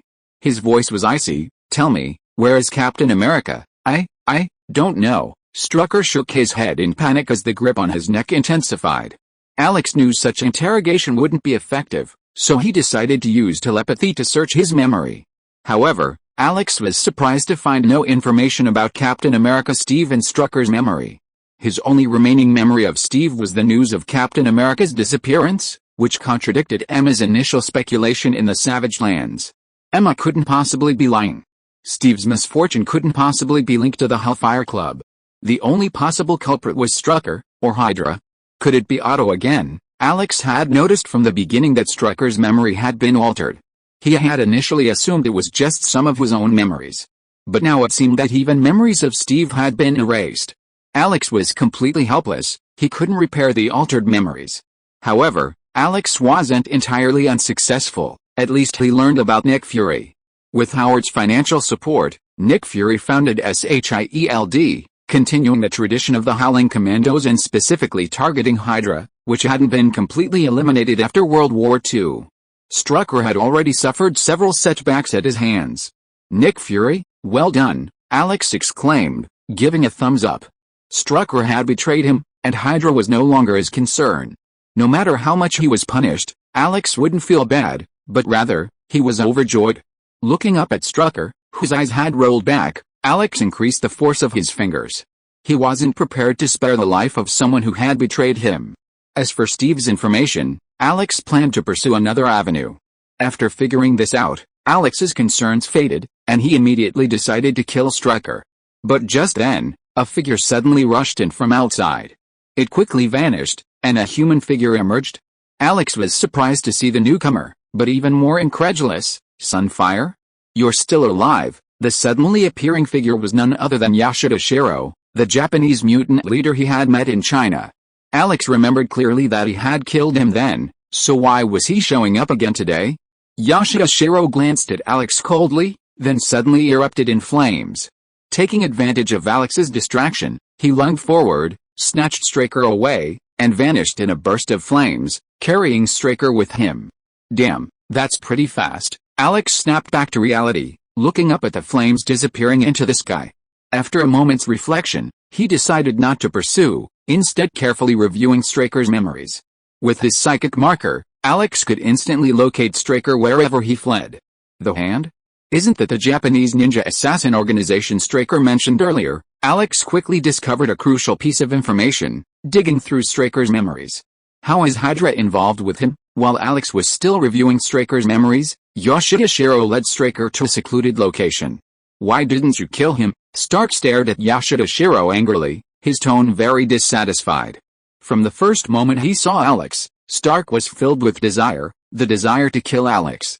Yasuda Shiro shook his head expressionlessly and said in a low voice, "That man is very powerful, I am no match for him." What? Stark knew Yasuda Shiro's ability very well. Hearing this, his face was horrified. You haven't even fought, how do you know? Intuition. If you're listening to this novel on a channel other than Fanfic World, it means they downloaded and uploaded it without effort. We cordially invite you to visit our channel, Mundo Fanfic Novelists. There you'll find the original version of this story and you can explore many other novels of various genres. We're waiting for you to immerse yourself in a world of incredible novels. Chapter 89 Goodbye Natasha. After sorting through the memories of Stark, retrieved through telepathic search, Alex discovered a serious problem. This Yasuda Shiro was indeed the Sunfire from before. Same name, same surname, same person, only he now went by the nickname Yangayan. Is it really the same person? Alex asked incredulously. How did they manage to come back from the dead? Filled with doubt, Alex teleported back to Stark. Seeing Alex reappear beside him, Yasuda Shiro said nothing, grabbed Stark and fled once more. I wonder how far you can get, Alex snorted, giving chase once more. Stark, watching Alex leisurely trailing behind him, felt a slight chill in his voice distorted. Yangayan, he can teleport. Yangayan had long since recognized this obvious ability, and after several failed attempts to shake Alex off, he simply stopped. Not running anymore, Alex calmly landed a few meters away from the two men. He glanced up at the slightly disheveled Strucker, then turned to Yasuda Shiro. I'm curious, how did you survive? Alex had already ignored Strucker, his resurrection from the dead clearly held greater importance for Alex. Who are you? Strucker looked at Alex with a hint of fear through his single eye. Alex ignored Strucker, only sizing Yasuda Shiro up and down. The wound on your neck is still there. I nearly cut your head off back then. How did you survive? Alex had killed Yasuda Shiro during the Battle of Nanjing. There was no way Yasuda Shiro could have survived. Who are you? Alex finally heard Yasuda Shiro speak. Even the tone of his Japanese voice was identical, it was definitely the same person. The one who killed you. Alex took a step forward, his whole aura overwhelming him, using his power to overwhelm him. Taking advantage of the situation, his telepathy activated, attempting to search Yasuda Shiro's memories. Unfortunately, to Alex's surprise, Yasuda Shiro's mind was completely blank, with only scattered memories from the aftermath of the atomic bombing, and nothing about the invasion of China. This wasn't the work of the observer. Alex frowned, his gaze turning serious as he looked at Yasuda Shiro. Resurrection from the dead, erasing memories, are these things even possible for humans in this era? Or was there a telepath like Emma behind him? Do you know who I am? Yashida spoke a second time, his voice less cold and more suspicious. Alex met Yashida eyes, nodded, and said, "Take me to the person behind you, and I'll tell you who you are." Yashida was merely a killing tool for the hand. The key was to find the hand behind them. Yashida hesitated for a long time, then nodded in agreement. "You can't do this, Kojiro." Seeing Yashida nod, Strucker erupted in excitement and shouted. "Shut up." Alex frowned, then struck out with a sharp knife, striking Stark's neck. Stark was caught off guard and fainted. After dispatching Stark, Alex turned to Yashida and said, "Let's go find the person behind you." Yashida glanced at the fallen Stark, then suddenly erupted in flames, soaring into the sky and rapidly flying eastward. Alex, without a second thought, followed Yashida and teleported him, ignoring the Stark on the ground. Shortly after Alex left, Stark suddenly woke up, stood up, and looked in the direction they had disappeared, a smile of triumph on his face. Following Yashida for about half an hour, they landed in a clearing surrounded by low wooden houses. Beyond the houses lay a vast forest, and several hills surrounded the valley. "Is this the base of the hand?" Alex looked around in surprise, finding it hard to imagine that such a beautiful, quiet and peaceful place could be the base of a killer organization. Yashida said nothing and walked towards the nearest wooden house.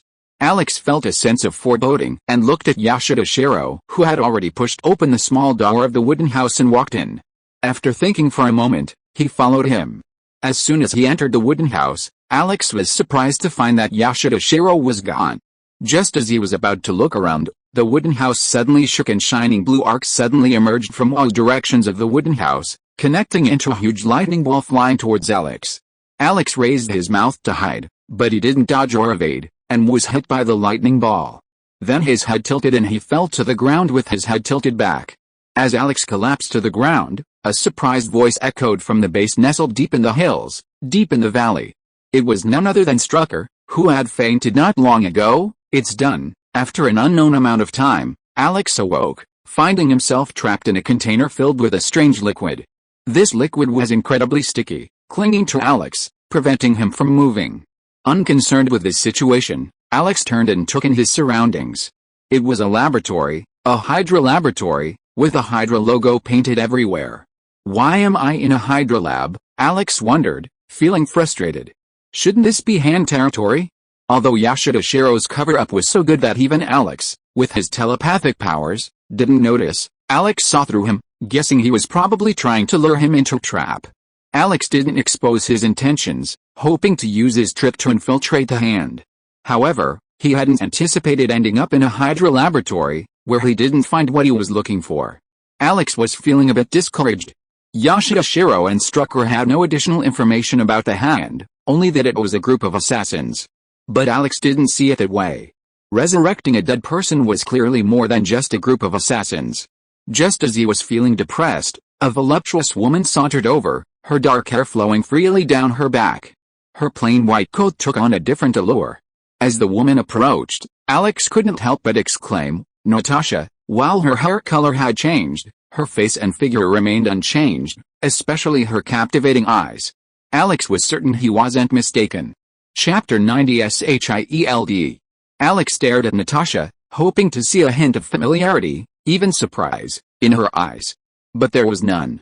As Alex stared blankly at Natasha, she suddenly reached out and tapped the glass container, then drew a pattern. Her bright red lips moved softly, a barely perceptible sound reaching Alex's ears. Alex's expression grew strange, and after a long pause, he nodded in agreement.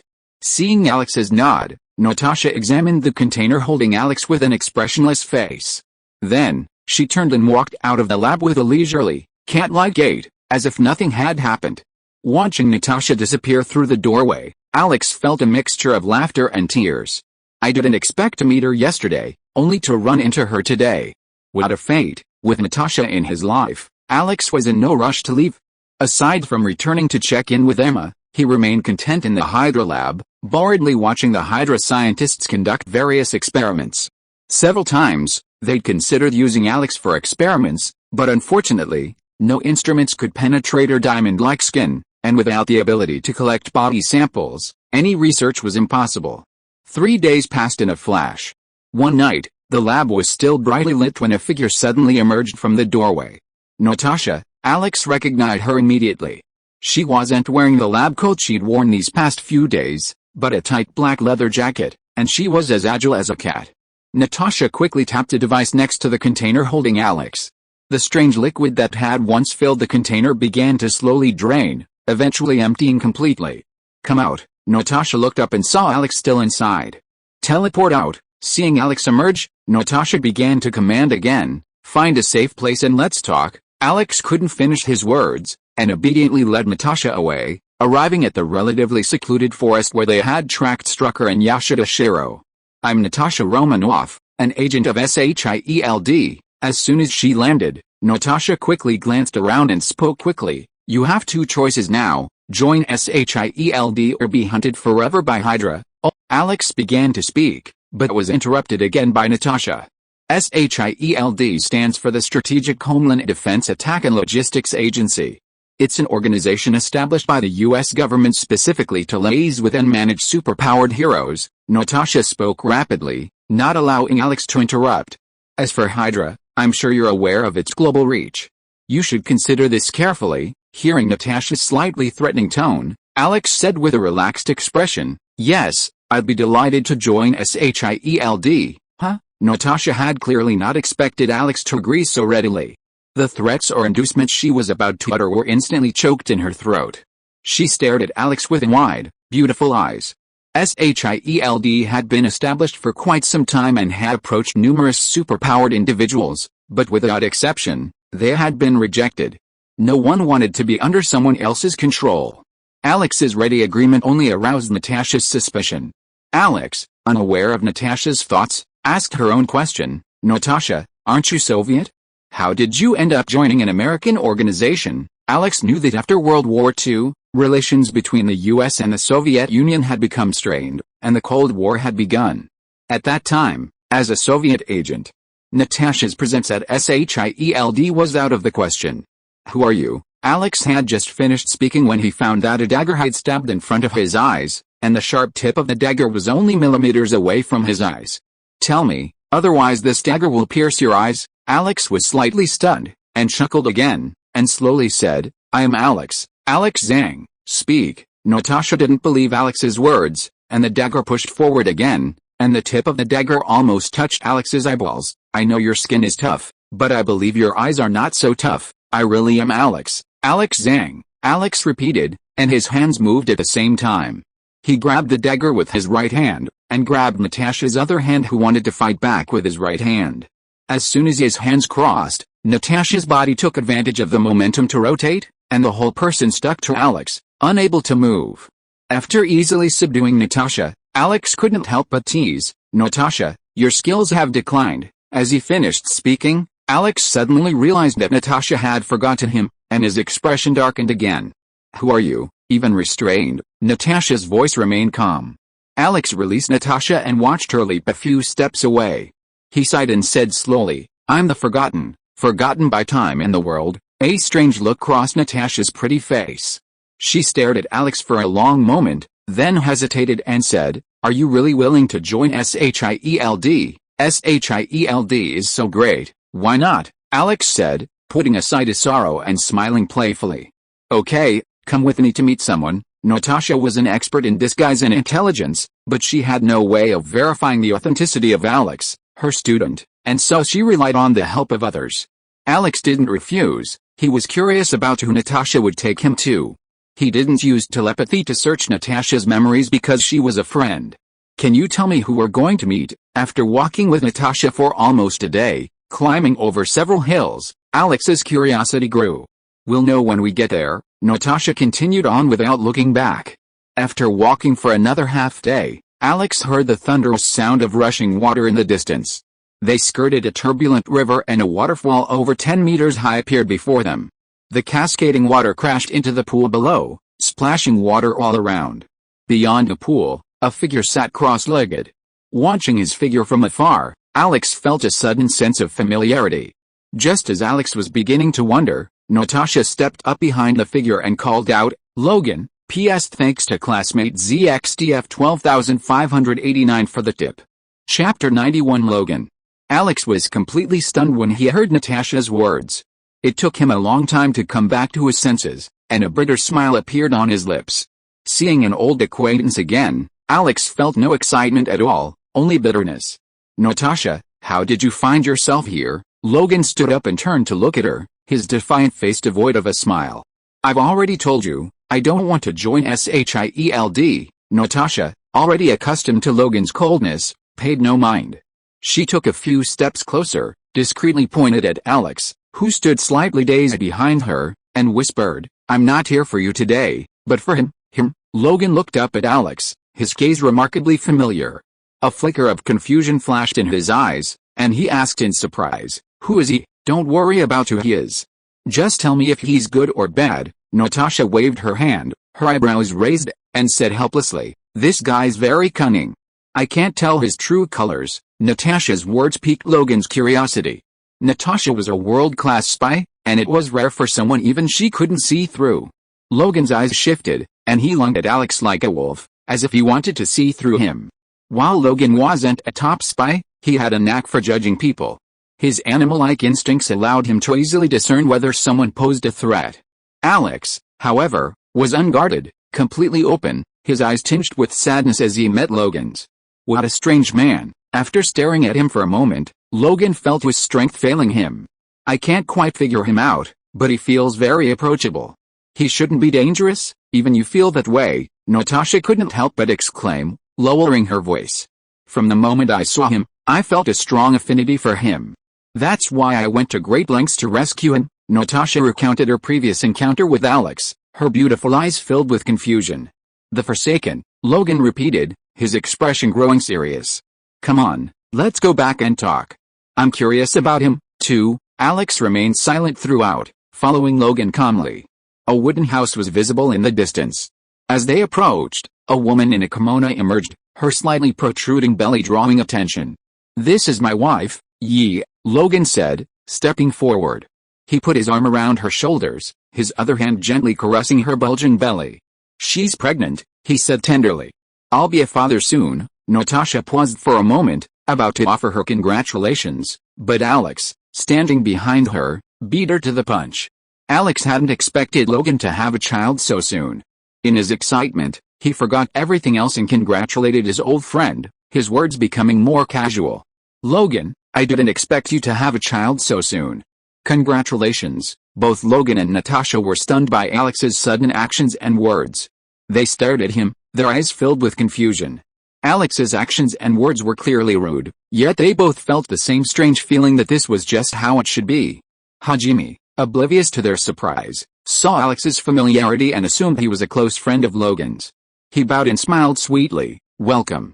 Logan always talks about you." Though it was merely a polite remark, Alex couldn't help but burst into tears, tears welling up in her eyes. Logan, regaining his composure, glanced at Alex curiously before helping Hajime into the house. Natasha, also giving Alex a strange look, followed him inside. Leaving Alex alone outside, Alex felt the urge to flee, feeling like an invisible ghost. What was the point in staying? Just then, a furious roar erupted from the room, and a figure tumbled out through the sliding door, followed closely by a furious Logan and a grim Natasha. Inside, the woman who had greeted him with a sweet smile at the door lay lying on the ground, blood pouring from her back, staining a large area of the floor. "Alex, grab him!" Natasha leaped out, shouting. Alex, snapping back to his senses, rushed at the first figure to roll out, employing none other than the fighting techniques taught to him by Logan. Punches clashed, sending Alex stumbling back several steps, the pain blazing from the blows. Alex, having been enhanced by the super soldier serum and blue diamond, had surpassed the capabilities of a normal human. The diamond-like strength bestowed upon him by the blue diamond was truly beyond Alex's expectations. Horrified, Alex looked up at the newcomer, stunned once again, unable to help but lament, "Is today my lucky day, or my tragic day?" The newcomer's mask obscured his features, but his signature metal left arm, especially the gleaming red star on its shoulder, was striking. How could Alex not recognize him? It was the Winter Soldier from the movies. That was his brother, Bucky Barnes. While Alex was stunned, Logan had already caught up, roaring and charging at the Winter Soldier. The Winter Soldier was in a bad state. His chest seemed to have been pierced through by Logan's bony claws, and the blood gushing out left a clear mark on his black clothes. After several rounds, the Winter Soldier's body was covered with several more wounds. Now, Natasha joined the fray, and the Winter Soldier's situation became even more unbearable. Seeing that the Winter Soldier was about to die at the hands of Logan, Alex suddenly had an idea and rushed forward, raising his hand to block Logan's bony claws, shouting, "Logan, Natasha, stop, he's Bucky." However, no sooner had Alex blocked Logan's bony claws than the Winter Soldier took the opportunity to escape. Alex had barely finished his words when he was no longer in sight. Watching the Winter Soldier flee, Logan grew increasingly furious, unleashing his utter hatred on Alex. This was a terrible situation for Alex. If he weren't so sturdy, Logan would have stabbed him countless times. While Logan was frantic, Natasha remained alert. Her eyes narrowed as she gazed in the direction the Winter Soldier had disappeared, a hint of confusion. Alex's words reminded her that the man who had come in looked very similar to Bucky. "Who are you?" Natasha turned to look at Alex, but she didn't move to help him, realizing that Alex was constantly on the defensive, not attacking. Alex gave a wry smile, unable to explain himself, and silently endured Logan's attacks. After a long stalemate, Alex noticed that Logan still refused to stop. His bone claws were showing signs of breaking from the constant impact. Logan didn't have adamantium claws yet, so how could a pair of bone claws harm Alex, with his diamond-like body? Alex didn't want to hurt Logan, so he moved and teleported himself a few steps away, intending to use this method to wear down Logan's will to fight and make him give up. But Alex didn't expect that as soon as he teleported away, Logan suddenly froze, staring at him blankly for a long moment, and suddenly shouted, "Alex." Chapter 92 Lost Memory. Alex was also stunned, staring at Logan blankly, his vacant face a mixture of surprise and panic. "Logan, you remember?" Logan shook his head, then nodded, then fell to his knees, his head in his hands, a look of pain on his face. Natasha, standing nearby, was also somewhat bewildered, her beautiful eyes flickering between Alex and Logan. "Tell me, Alex, what happened?" Logan stood up, his head in his hands, his eyes clearer than ever. Alex spoke with a trembling voice, "In Las Vegas, I was taken away by a mysterious man. He wiped all of your memories, all of the world, of me, the forgotten." Logan suddenly asked, his distorted memories immediately returning to normal, recalling every detail of World War II. He turned to look at Natasha beside him. "Natasha, don't you remember Alex either?" Natasha was completely confused, completely bewildered by the tactical scheme between the two men before her. "No one remembers me. Natasha, Howard, Vivian Lee, everyone has forgotten me," Alex said with a wry smile, seeing Natasha's bewildered face. "Even my most venomous enemies don't remember me. Now it's only you who can recover." Logan glanced at Natasha, then at Alex. "Is there no way to wake them up?" Memory erasure is actually a form of brain damage, permanent and irreversible. Alex smiled wryly and shook his head. "You possess extraordinary self-healing abilities. You can recover this damage, your memories can be restored, but they can't." "What about that mysterious man? He must have a way, he only showed up once, and I haven't seen him since." Alex's heart grew bitter. After the floating temple in the Savage Land, Observer Otto hadn't appeared since. "So what are you going to do?" "I don't know." Alex truly didn't know. The oath sounded good, but carrying it out was incredibly difficult. He had been like a headless fly, running around aimlessly. To put it nicely, it's casual, but in reality, it's just a muddle. Seeing Logan and Alex chatting happily, Natasha was a little puzzled. "Logan, what are you talking about? Why don't I understand it all?" Hearing this, Logan turned to look at Natasha and asked seriously, "Natasha, do you believe me?" Natasha nodded and looked at Logan with a strange expression. "Logan, what do you want to say? You don't know him, but you feel very close to him?" Logan pointed at Alex with a gloomy face and said loudly, "That's because he used to be our captain, the captain of the Howling Commandos. The captain is Steve." Natasha frowned slightly and turned to look at Alex with a hint of hostility. Logan ignored him and continued, "He's Alex Zhang, Steve Rogers' brother. He formed the Howling Commandos, and they were in a Hydra tank. They came to the Hydra base to rescue people." The more Natasha listened, the deeper her frown deepened, and her beautiful eyes grew more hazy. Finally, Logan finished recounting the 2-year story, from the three brothers' invasion of the Hydra base to rescue people, all the way to Las Vegas. Natasha's eyes gradually calmed down. Turning to look at Alex, she said hesitantly, "I think I remember something." "Your face is especially clear," Alex nodded excitedly. "But what's going on?" Natasha's mind raced, her memory becoming hazy again. Looking at Alex with a headache, she asked, "Why did that man do what he did?" "He doesn't want me to exist in this world." Alex couldn't elaborate, only offering a vague explanation. "What?" That statement made both Logan and Natasha jump. With Logan's testimony and a vague feeling of affection, Natasha had already believed Alex, and hearing someone was trying to harm him, she was instantly anxious. Alex shrugged, a mixture of pride and resignation. In the end, he failed, and then he disappeared. "He hasn't been seen since, so he won't bother you again, will he?" Natasha asked worriedly. "How about coming back to New York with me? Nick and the others are here, so we can look after him. Let's all go together." "It's been ages." "No, I'm going after the man who killed Hajime." Logan's expression darkened, a fierce look on his face. After dealing with Alex, Logan finally remembered the beast that had killed his lover. Alex's previous words were meant to hold Logan back, but he hadn't expected Logan to remain so persistent, and he was suddenly torn.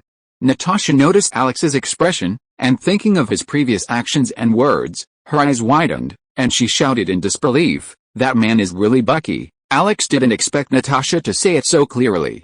He smiled bitterly and explained, "Bucky didn't die when he was hit by the death spores. After the ferry sank into the sea, he should have been rescued by Hydra's people. Their memories were erased and they trained him to be a Hydra killer, no mistake." After explaining it, Alex turned to look at Logan, carefully emphasizing, "Bucky is now controlled by Hydra." "He didn't mean to." "Don't worry, Alex," Logan interrupted before Alex finished speaking, "I won't look for Bucky, but Hydra, I will never let them go. Steve's disappearance is also because of Hydra. I will never let them go." Alex's face lit up when he heard this and said. But just as Alex finished speaking, Logan turned around and ran, shouting as he ran, "I'm going to seek revenge on Hydra now, and kill one by one." "Logan," Natasha shouted, and wanted to chase him, but Alex stopped her. "Don't chase him, let him vent." Natasha paused after hearing the voice, turned her head to look at Alex, and asked habitually, "What should we do now? I believe Logan will be back soon. Let's wait." Alex turned his head to look at the corpse in the house, and said in a deep voice, "Let's bury A. By the way, we can't just watch him like this." As he said that, Alex walked into the room first, and suddenly his whole body shook. He turned his head to look at Natasha beside him and shouted in surprise, "The child is still alive." Alex used telepathy, although he didn't use it deliberately, but a mental fluctuation came from A, although it was very weak, but very clear. With Natasha's help, Alex removed the child from Hajime's belly. It was tiny, barely the size of a palm, and clearly malnourished. Its breathing was weak, and it looked as if it would die at any moment. "I'm afraid the child won't survive. We need to go to the hospital," Natasha said hurriedly, watching the baby's breathing weaken. "Let's take him to New York first. SHIELD has plenty of doctors." "Wait a minute." Alex handed the child to Natasha, punched a crack in the ground, buried Hajime's body, and then set fire to the cabin. He left a signal nearby in case Logan returned and couldn't find them. After everything was done, Alex took Natasha and teleported away. Chapter 93 SHIELD Headquarters. With Natasha's guidance, Alex soon arrived at SHIELD headquarters in New York. From the outside, it looked like a perfectly ordinary office building. The people coming and going inside didn't look like agents at all, just like ordinary office workers. Natasha didn't explain, but carried the baby, whose breathing was gradually stabilizing, towards the office elevator. Once inside, they were surprised to find that the elevator didn't go up, but instead went down. SHIELD's base is underground, and the office building above is just a cover, Natasha explained with a smile, gently caressing the child in her arms. Only a few agents are watching outside to prevent anyone from accidentally breaking in. The elevator descended for several minutes before finally touching down, revealing a vast underground base. Rows of desks resemble those in the office building above, the only difference being that these desks were filled with telegraph machines, the sound of which clicked and clicked constantly. The entire base appeared chaotic, yet orderly, with everyone doing their job.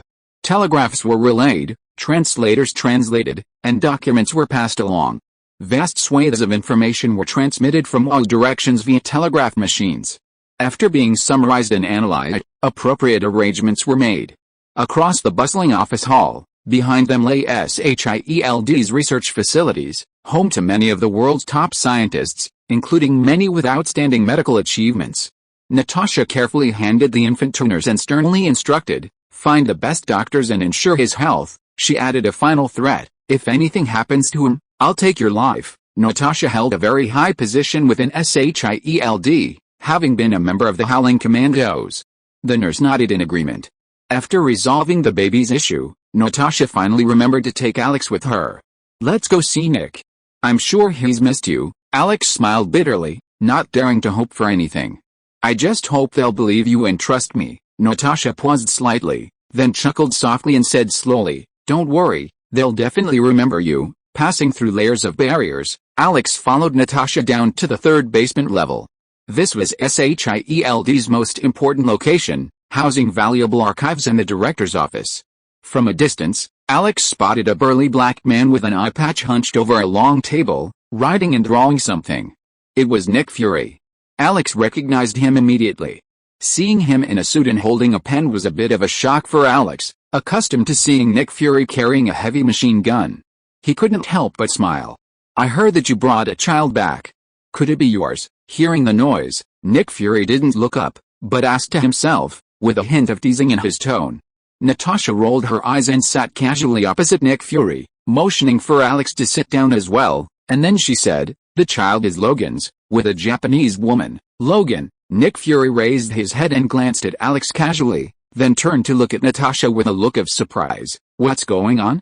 How did the child end up in your hands?" Natasha noticed Nick Fury's eyes, sighed inwardly, and told him about Logan's situation. "The Bureau will keep an eye on the child first, and then we'll find Logan and ask him what he thinks." Nick Fury nodded without comment, still without looking at Alex, and changed the subject and asked, "What's the news from Hydra?" "There are conflicts in Hydra's technology department, and it's expected to be chaotic soon." Natasha shrugged and told him the news she had learned during this period, but with the help of the hand. "I guess those idiots in the technology department won't be able to accomplish anything." After casually saying a few pieces of news, Natasha found that Nick Fury never cared about Alex, so she had to speak first. "Nick, do you know who he is?" Natasha pointed at Alex, who was sitting next to her, and turned to look at Nick Fury. Nick Fury put down his pen, leaned back in his chair, and said casually, "I've been waiting for you to introduce him. He's Alex Zhang, Captain America Steve's brother, and the true founder of the Howling Commandos." Natasha recounted the story Logan had told her, detailing every detail and adding fragments from her own memory. Nick Fury turned to look at Alex, a hint of mockery on his dark face. His eyes flickered towards Natasha, their gaze filled with wariness. "If what you say is true, why don't I remember anything?" "Because all of our memories have been wiped," Alex began to explain, but Natasha raised her hand to stop him. Some things were more effective when she spoke. "No one in this world knows his identity, and even if they did, they wouldn't believe it. But Logan possesses super healing abilities. His damaged memory cells have recovered, and Logan's memories have been restored as well." "Did Logan tell you all this?" Nick Fury's expression changed, his single eye filled with solemnity. Natasha nodded and added, "Some of these memories belong to Logan, and some are my own. They're very scattered and trivial." Nick sat up straight, his fingers interlaced on the table. A strange light flickered in his single eye, as if he was contemplating something. Nick remained silent, and neither did Natasha. The atmosphere in the room grew quiet. Suddenly, Alex laughed softly. "What are you laughing at?" Nick turned to look at him, his expression grim. "I'm just not used to it," Alex chuckled, observing Nick's strange expression. "I picture you as a shirtless soldier wielding a heavy machine gun, fighting furiously, not like you are now." Alex gestured at the documents in front of Nick and continued, "It's weird, incongruous, and, well, funny." As Alex finished his words, Natasha couldn't help but burst into laughter, completely utterly undignified. Nick, on the other hand, shrugged nonchalantly, lowering his head to sort through the documents before him. A glint of light flashed in his downcast eyes. "What are you laughing at? Doesn't it make me happy to say it out loud?" Just then, Carter, dressed in a Secret Service uniform, stalked in, carrying a briefcase and a stony smile. Carter walked quickly, and soon he was close. He glanced at Nick Fury and Natasha, and finally landed on the other person in the room. He hesitated for a while before shouting, "Alex." Chapter 94, Traces that cannot be erased. Before Alex could even register his surprise, Natasha excitedly cried out, "Carter, you still remember Alex?" Nick Fury's expression changed, and he looked at Carter with uncertainty. Carter, bewildered by Natasha's excitement, paused for a moment before nodding in surprise.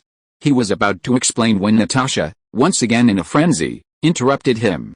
"Alex, Carter still remembers you." Natasha turned to look at Alex, her hands tightly grasping the still dazed Alex, and shouted excitedly, "Carter still remembers you, Alex, you haven't been forgotten, what's going on?" Carter looked at Nick Fury in confusion, unable to wrap his head around it.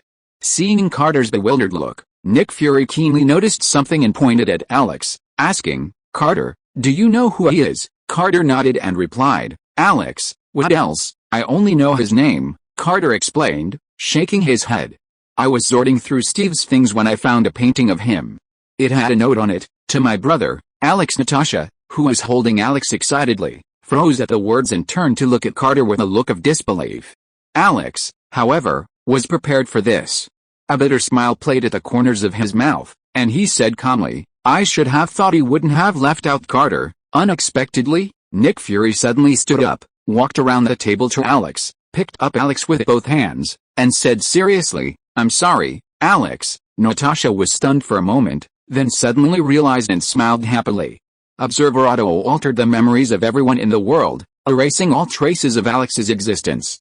However, some traces could not be erased, such as the drawings left by Steve, the information Howard obtained, the extra names on his share certificate, and the screenwriter column for Hollywood films like Ghost. While these traces couldn't restore the memory of those who had lost their memory, they could prove Alex's identity, and that alone was enough to convince some people to believe in him.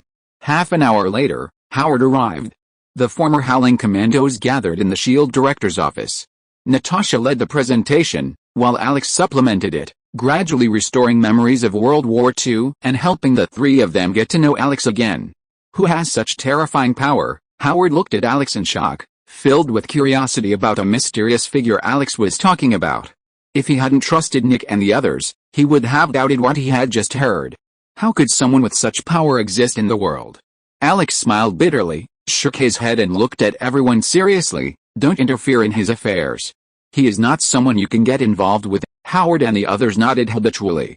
Their subconscious reaction made them stunned.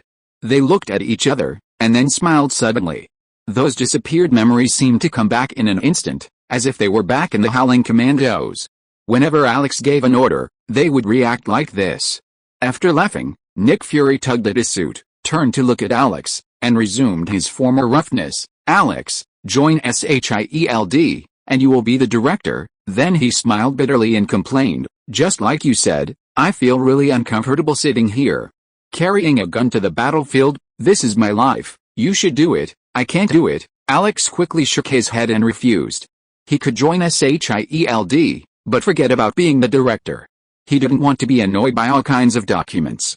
Then he turned his head to look at Natasha and Carter, and said with a smile, "Leave the rough work of carrying a gun to the battlefield to us. Don't bother Director Nick." Nick Fury seemed to have found a scapegoat. How could he give up? He grabbed Alex's arm and said hurriedly, "This position should have been yours. I'm just taking it temporarily." Alex teleported to the other side and didn't give Nick Fury a chance to speak.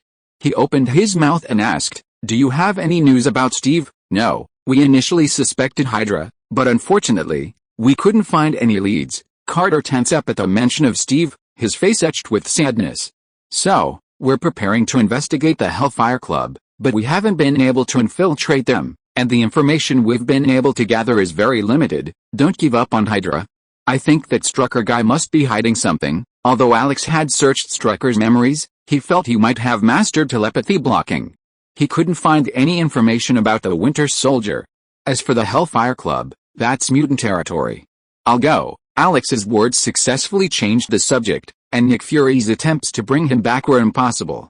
"Oh, and the Winter Soldier," Alex added, remembering the Winter Soldier. "He's actually Bucky, brainwashed by Hydra and turned into their assassin. If possible, find a way to bring him back." Bucky, Carter and the other two, unaware of the situation, were stunned by the words, even Nick, who was desperate to escape the position of director. "Okay, now that I've explained everything, I'm leaving." Alex said, quickly slipping away. I already know this place. I'll come find you if anything happens. Director Nick, looking at the empty chair, Nick Fury's single eye gleamed fiercely, his fleshy face brimming with rage. Alex, one day, I'm going to bring you back and make you director. Natasha, Carter, and Howard exchanged a mocking smile, looking at Nick Fury. Feeling somewhat embarrassed by the look, Nick Fury waved his hand and shouted, "Get out of here. I'll buy you coffee." Leaving SHIELD headquarters, Alex went to Hollywood. He didn't see Vivian Lee at her house, but he did find Marilyn Monroe, still sprawled in bed like a lazy little cat. He'd been in a hurry the previous time, not even glancing at her, but this time, he finally got his wish. Alex chuckled as he looked at Monroe, sprawled out in sleep. He tucked her in and carefully withdrew. Returning to the living room, Alex found a pen and paper and wrote down some of the movies in his mind, signing them with his own name, Alex Zhang. Steve's sketches reminded Alex that this was the way he wanted to leave a distinct, indelible mark on the world. Placing the thick stack of paper in a prominent spot in the living room, Alex glanced at Monroe, who was still soundly asleep, before turning and leaving. Chapter 95 Hellfire Club. In the wilderness, at the floating temple, Emma stood bored by the pool, her hand occasionally paddling the water as she sighed. Kiki, do you think he's forgotten about us? It's been days. The little fire dragon, Kiki, flapped its wings and flew around the vast floating temple. Upon hearing Emma's voice, it immediately flew back and perched on Emma's shoulder, gently nuzzling its small head against her neck as if to comfort her. He has a girl he loves now. Should I still follow him? Emma reached out and touched Kiki's forehead, feeling a little frustrated. That girl is so beautiful, like an angel from heaven. As she finished speaking, Emma's emotion suddenly became intense, and she shouted, "But I really like him. I really don't want to leave him, even if he doesn't like me at all." Then, Emma's voice sank again, and she turned to look at Kiki on her shoulder, a look of dejection on her face. "Kiki, what do you think I should do?" Alex had returned minutes ago, and Emma's every word was ringing in her ears. Alex was well aware of Emma's feelings for him, and he always remembered the promise she made to Audrey. For the first time, Alex realized the weight of the phrase beauty's favor. Kiki suddenly flew off Emma's shoulder and flew back, spotting Alex. Emma turned her head and saw Alex. A smile brightened her gloomy face. "Alex, you're back." Alex came to his senses and watched Emma trot toward him. His heart grew heavier. He wanted to say something, but no words came out. Emma hugged Alex and snuggled into Alex's arms. She looked up at Alex's chin and whispered, "Is there any good news?" Upon hearing this, Alex simply cleared away all the chaotic questions in his mind and said with a chuckle, "I met Natasha, ran into Logan, and ran into Bucky. There are a lot of good news. Do they all remember you?" Emma turned sideways, put her ear against Alex's chest, and looked delighted. Logan's memory returned, and he recognized me. Alex reached out his right hand, gently stroking Emma's long, flowing blonde hair. Then, with Logan's explanation, Natasha believed me, too. Later, Nick, Carter, and Howard all believed me. My friend is back. Where's Bucky? Emma, perceptive, immediately noticed Alex had forgotten someone. Didn't he recognize you? Alex sighed, somewhat helplessly. He's been brainwashed. He doesn't recognize us anymore, and he's become a Hydra-killing machine. Are you going to save him? Emma knew how much Alex valued his brother. Now that he had found Bucky, he wouldn't let him go. Alex nodded, matter-of-factly, "Of course, but I won't go. Natasha will take care of it. I have more important things to do." What? Join the Hellfire Club. 2 days later, Alex and Emma, dressed in casual attire, walked the streets of Las Vegas hand in hand, like a couple. The little Charmander, Shishi, proved too conspicuous, so he was left in the Savage Land, under the care of the Batman. Ever since arriving at the floating temple on the floating island, the Batman has resided there, acting as its guardian. Following their memorized route, Alex and Emma quickly found their original bar. The bar had been rebuilt, even more luxurious than before, its flashing neon lights radiating a vibrant atmosphere. Even through the walls, the bustling sounds could be heard. Why did Sebastian Shaw choose this place as his base? Alex asked, perplexed, as he entered the bar, his arm around Emma. Is there something special about it? This is where he made his fortune, Emma replied casually, tightening her slightly exposed chest. Besides, it's so far away here, no one can control him. The two, one tall and handsome, the other beautiful and voluptuous, immediately attracted several glances upon entering the bar, though one of them looked surprised. Emma's telepathy quickly locked onto him, and she said nonchalantly, "It was Riptide." "He recognized me." "I know that's impossible, but I still want to ask, did he recognize me?" Alex turned to look at Riptide, a quick glance. "No," Emma said slowly with a faint smile. "He has no memory of you at all. You can join the Hellfire Club without worry, then I'll need your help in introducing you, Emma." As the two chatted, Riptide returned and walked straight towards them. Without even glancing at Alex, she glared at Emma and sternly said, "He wants to see you." "Follow me," Emma snorted, took Alex's arm, and walked past Riptide to the back of the bar, leaving Riptide alone to perform a comical striptease. "Won't you anger Sebastian Shaw?" Alex turned to look at Riptide, who was being controlled by Emma, and asked with some concern. Emma shrugged nonchalantly, "He needs my help, he can't do anything to me." After a slight pause, Emma sneered, adding, "Besides, even if he wants to deal with me, I'd have to see if he has the strength to do it." Telepathy was already incredibly powerful, and with the added power granted by the blue diamond, Emma was now incredibly powerful. Sebastian Shaw's limited absorption abilities were truly insufficient. Unrelated text follows. As expected, as they rounded a corner, they saw Sebastian Shaw standing at the end of the corridor, arms outstretched and a beaming smile on his face. "Welcome back, Emma. The sight of him makes me sick." Emma lowered her head slightly, hiding her disgust. She telepathically said, "Alex, why don't we kill him and take his place?" Alex gave Emma a strange look and chuckled, "I was thinking the same thing, but not right now. Okay, let's put up with him for a while." Emma and Alex chatted telepathically as they slowly approached Sebastian Shaw. Sebastian Shaw eagerly tried to embrace Emma, but Emma dodged him. "Sebastian, it's been months since we last met. Can't you even manage your own men?" Sebastian Shaw then noticed that Jillian hadn't followed him back. He was startled by Emma's sudden assertiveness, and his anger, which was about to explode, was immediately suppressed. He looked at Emma and Alex with some uncertainty. "May I know who this is?" Emma had disappeared for months, and had returned so changed. Sebastian Shaw attributed this to Alex, and his eyes turned towards Alex with a hint of hostility. Alex extended his hand, smiled, and introduced himself very friendly. "I'm Alex, a follower of Miss Emma. I've long heard of Mr. Shaw, and I'm honored to meet you today." Sebastian Shaw looked Alex up and down, then extended his hand and gently touched it. He then withdrew it, turned to Emma, and complimented her. "It's been a few months. Miss Emma is even more beautiful." Sebastian Shaw opened a door nearby and led the two inside. Seeing their hands separate a touch, Emma knew Alex must have copied Shaw's ability.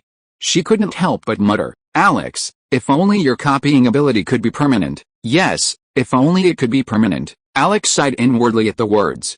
Such a power would be wonderful. If you're listening to this novel on a channel other than Fanfic World, it means they downloaded and uploaded it without effort. We cordially invite you to visit our channel, Mundo Fanfic Novelis. There you'll find the original version of this story and you can explore many other novels of various genres. We're waiting for you to immerse yourself in a world of incredible novels. Chapter 96: Xiao's Ambition. Following Sebastian Shaw into the room, Alex and Emma discovered a hidden gem within. The room, spanning over 100 square meters, was lavishly decorated, including a wall-sized wine cabinet filled with a wide variety of fine wines. Red Devil sat at the bar next to the cabinet, leisurely sipping. Elsewhere in the room, several people sat in groups of 3 or 4, including familiar figures like Ironhide and Firefist, whom Alex had taught several times. Following Sebastian Shaw, they made their way to the circular sofa in the center of the room.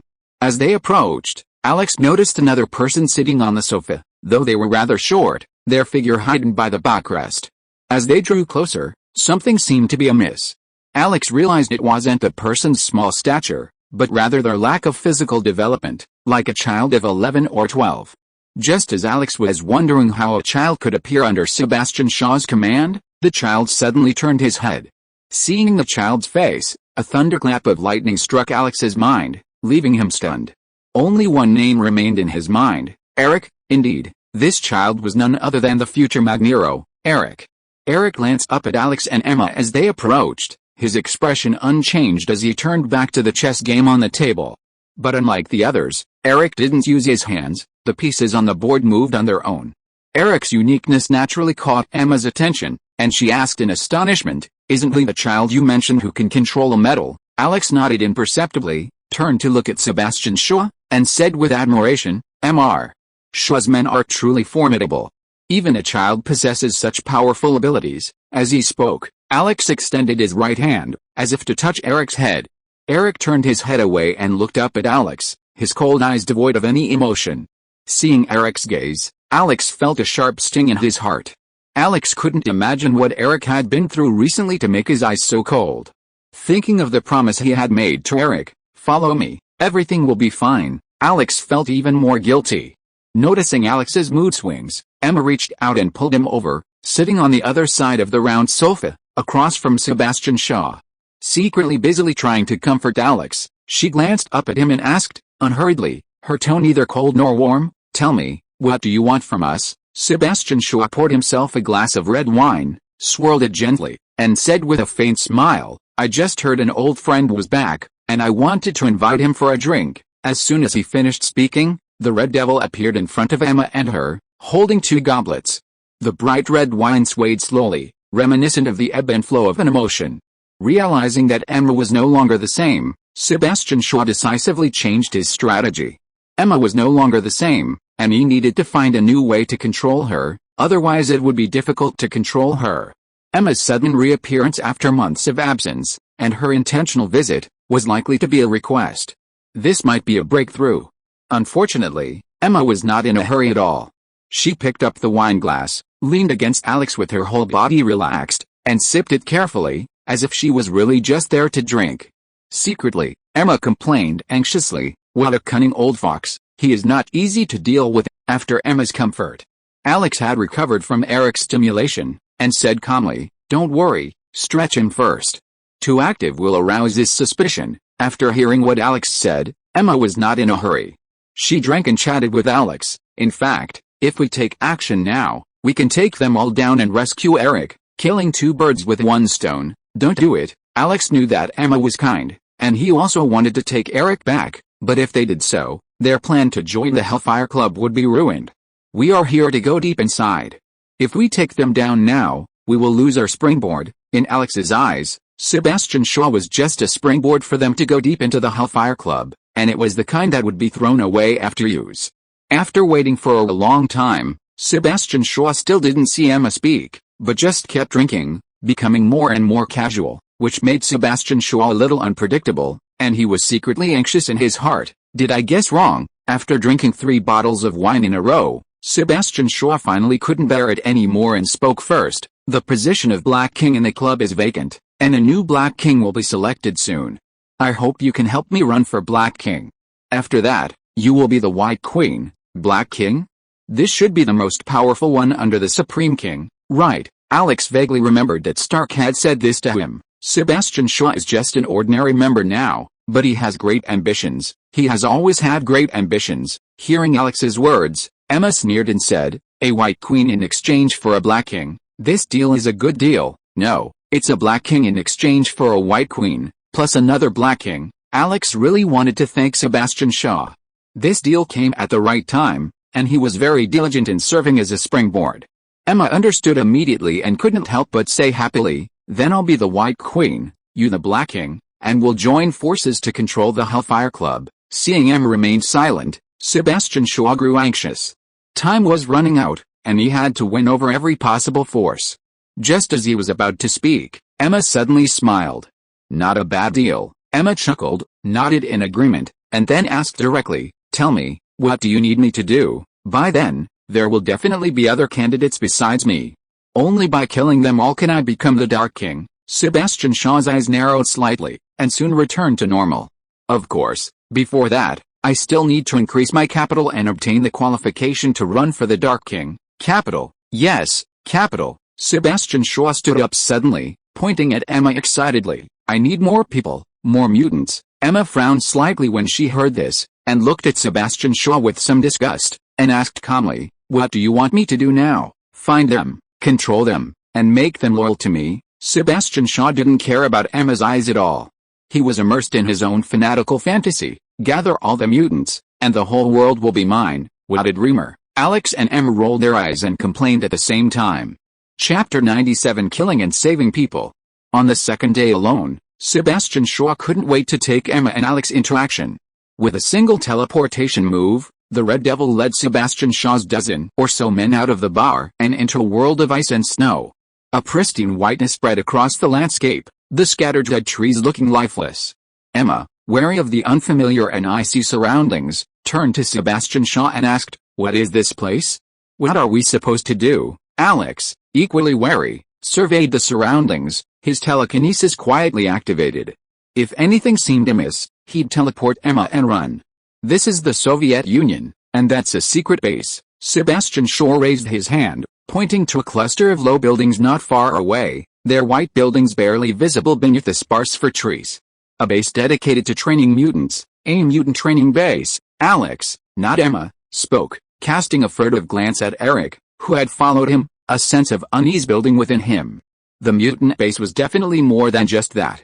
Alex couldn't help but think of Colonel Stryker's Island in the movie, the base where Logan's adamantium claws were given.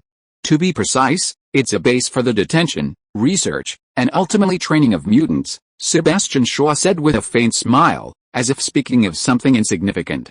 As expected, Alex sighed inwardly, remembering once again the tragic fate of Eric and Jacob and the promise he had made to Eric.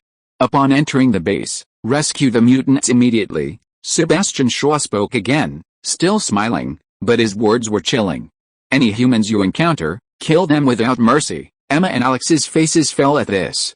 They exchanged glances and said in unison, "Saving is fine, but killing isn't necessary." As soon as they finished speaking, Eric suddenly turned and glared at them angrily.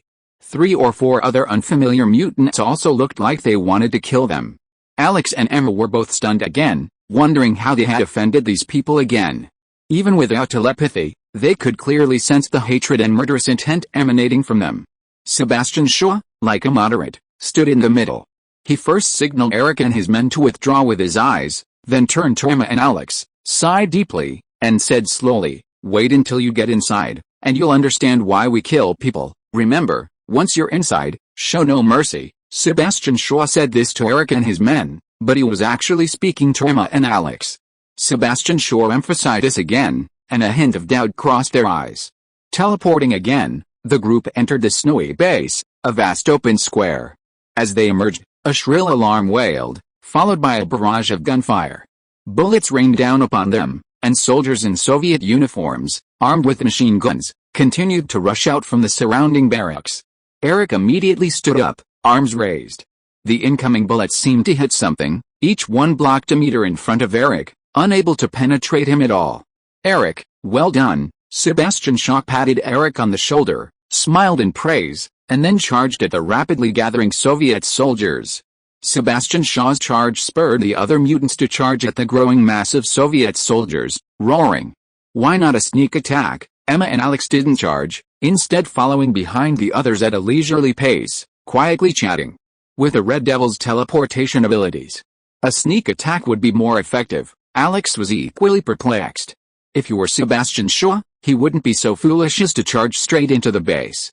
And even if he was going to sweep across, there was no need to teleport to such an open area right from the start. It didn't seem like they were coming to fight, but rather to be shot at. As Alex and Emma walked and chatted, Sebastian Shaw engaged Soviet soldiers. After absorbing a wave of bullets, his physique had been greatly enhanced.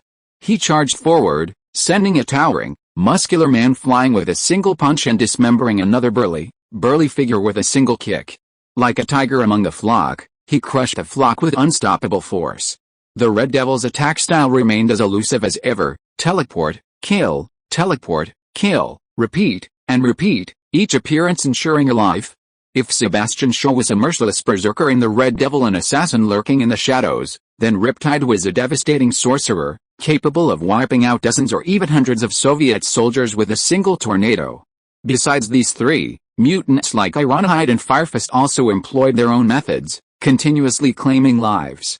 However, the most striking of the group was Eric, not only for his 11 or 12-year-old appearance, but also for his visually arresting and breathtaking killing techniques. Eric strolled leisurely, 3 silver steel balls the size of fingernails swirling around him. Within 50 meters of Eric, Soviet soldiers continued to fall for no apparent reason. A closer look revealed a small hole in their foreheads, from which crimson blood slowly flowed, mixed with grayish-white brain matter. By the time Alex and Em regained consciousness and prepared to join the battle, all they saw was a strewn mess of corpses and blood. The few Soviet soldiers who had managed to survive were either mad or insane. Alex stared at the scene in astonishment, his mouth and nose filled with a stench of blood, with a hint of burning. This was the work of the Fire Fist. Alex had fought many battles and slain countless enemies, believing he had witnessed the bloodiest scenes, but never anything like this.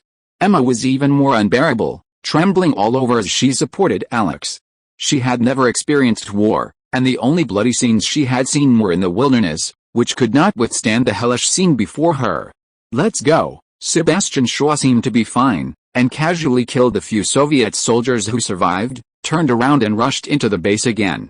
Emma lay on Alex's chest, stunned for a long time before she said, "They are too cruel." Alex patted Emma's back gently, without any comfort, and caught up with Sebastian Shaw through telepathy. He was waiting for what Sebastian Shaw said. "You will understand when you see it. The first subscription result was not ideal. I was planning to update 5 more chapters yesterday, but I lost the mood when I saw the subscription result. Oh, I hope the subscription result will get better and better." Chapter 98 Incitement. Alex soon discovered something he'd understand when he saw it. A fire suddenly ignited within him, a burning pain piercing his heart, like those photos from the anti-Japanese war in a past life. He wished he could skin the Japs alive, rip their tendons from their flesh, and grind their bones to dust. Without the blood filling her mouth and nose, Emma finally emerged from Alex's chest. But upon seeing the scene before her, her face paled, and she couldn't help but retching again. Alex gently patted Emma's back, his eyes blazing, his voice thick with uncontrollable anger. "They're truly cruel, even more cruel than the Japs." Emma didn't know about the Japs, but she agreed with Alex, nodding while retching. Meanwhile, new Soviet soldiers charged from inside, their machine guns transformed into heavy weapons. A tank even crashed through the wall and drove in, its black muzzle pointed directly at Sebastian Shaw and his men. A middle-aged man with the rank of Major General emerged from behind the tank, his thick mustache twitching as he mumbled something incomprehensible. Sebastian Zio had no interest in the Soviet twaddle. He turned to Eric beside him, pointed at the menacing tank, and whispered, "Eric." Eric's face took on a slight seriousness. After a moment's hesitation, he nodded and said, "It's a bit far away." "I'll try." Eric's eyes narrowed. After a long moment, the tank began to deform, a steady rattle of metal against metal. The mumbling Soviet Major General heard the noise and turned in surprise. His face suddenly changed color, and then a roar erupted. The Soviet soldiers, who had been as still as statues, immediately moved forward, heavy machine guns raised, and bullets were fired at the crowd like they were free. There were even rocket launchers. The deforming tank suddenly began to move, and the sound of guns loading could be heard clearly. Alex's face paled. Just as he was about to initiate teleportation and lead everyone away, there was a sudden, crisp sound. The tank, its gun already loaded, seemed to be crushed by a tremendous force, instantly transforming into a giant iron ball. The sudden change stunned everyone, especially the Soviet Major General standing next to the tank.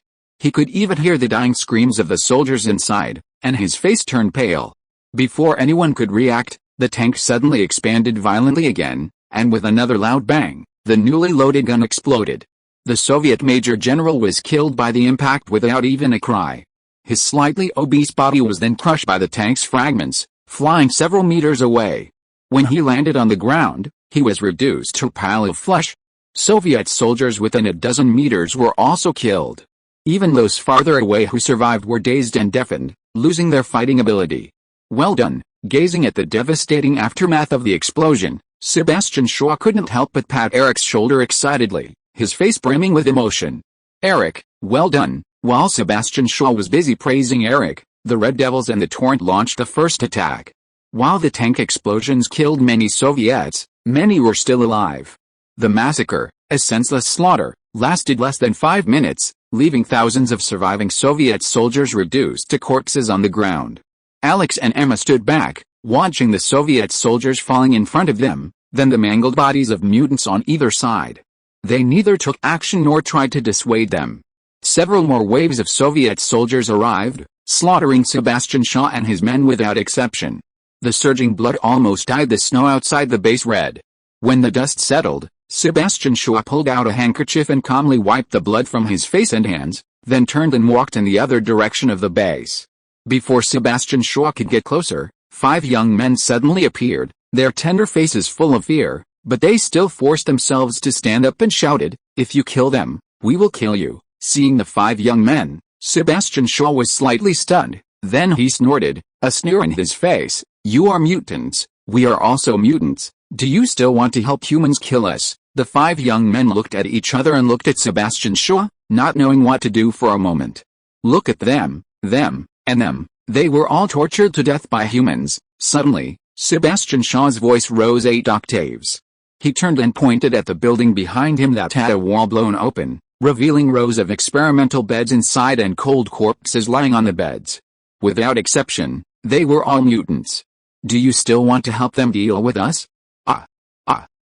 After several consecutive roars, Sebastian Shaw's face changed again, and he said slowly with a look of compassion, "We have powers that are comparable to those of God, but humans regard us as demons, and they want to enslave us and seize the power from us." Taking a deep breath, Sebastian Shaw continued, "In fact, they are the demons. They trample on our identity at will and deprive us of our lives wantonly." Looking at the indignant looks of the 5 young men, a hint of pride flashed across Sebastian Shaw's face. He raised his head and shouted loudly, "We want to avenge them, we want to build a world that belongs to mutants, and we don't want to be bullied by humans anymore." "What does he want to do?" Emma's face changed slightly, and she looked up at Alex, who was standing beside her with a serious expression, in disbelief. Alex sighed and gave a wry smile. "He's inciting them, stirring up their hatred for humanity. It seems his ambitions are truly enormous." Alex thought of what Sebastian Shaw had said before. He truly had ambitions to dominate the world. "So what should we do?" Although Emma had faced discrimination due to her telepathic abilities, she had never considered revenge, let alone the idea of slaughtering humans and establishing a mutant world. "Try your best to stop him," Alex said helplessly, frowning. "He asked you to help him control the mutants, subtly influencing them, so they don't become Shaw's killing tools. No mistakes in one song, one post, one content, one book, one forum. It's just treating the symptoms, not the root cause. Might as well kill him and put an end to it all." Alex shook his head, looking helpless. "Kill Sebastian Shaw, and there will be Nicholas Shaw and Samuel Shaw in the future. If we don't fundamentally eliminate the prejudice between humans and mutants, ambitious people like Sebastian Shaw will continue to appear." "Eliminate the prejudice," Emma sighed, thinking of herself and said with a wry smile, "I'm afraid that's impossible." Alex turned to look at Eric in front of him and said with determination, "Nothing is impossible. As long as you work hard, there will always be rewards." Looking at the dismal subscriptions and the constantly declining collections, Scorpio's heart sank. Dear readers, Scorpio really needs your support. Chapter 99: Zio's Conspiracy. Sebastian Shaw persuaded the 5 young men to not only lower the guard but also proactively open the door to the building behind them, welcoming Sebastian Shaw and the others inside. Upon entering, they saw rows of cages filled with mutants, at least 100 of them. Upon seeing Sebastian Shaw and his companions, the previously stunned mutants erupted in excitement, rushing to the cages and shouting. They had clearly heard the gunfire and explosions outside, and the men before them were clearly mutants, clearly coming to rescue them. Sebastian Shaw was also excited. With these mutants, he had leverage within the Hellfire Club. With Emma's help, he was certain to capture the Black King. After a moment of reverie, Sebastian Shaw regained his composure and glanced around. As if sensing the magic in his gaze, the excited mutant suddenly quieted down, staring intently at him. Sebastian Shaw was delighted. He chuckled and nodded, saying, "I'm Sebastian Shaw of the Hellfire Club. Today, I'm here to rescue you." As soon as Sebastian Shaw finished speaking, thunderous cheers erupted, as if they had escaped from a cage and gained freedom. Amidst the resounding cheers, Sebastian Shaw began to incite the young mutants, luring them to join his forces and strive for the future of the mutant world. Sebastian Shaw's eloquence was truly remarkable. His impassioned speech even moved Alex to tears. If Alex was moved, the inexperienced young mutants were even more unbearable. Their faces flushed, their eyes blazed with fire, their raging fury threatening to reduce all of humanity to ash.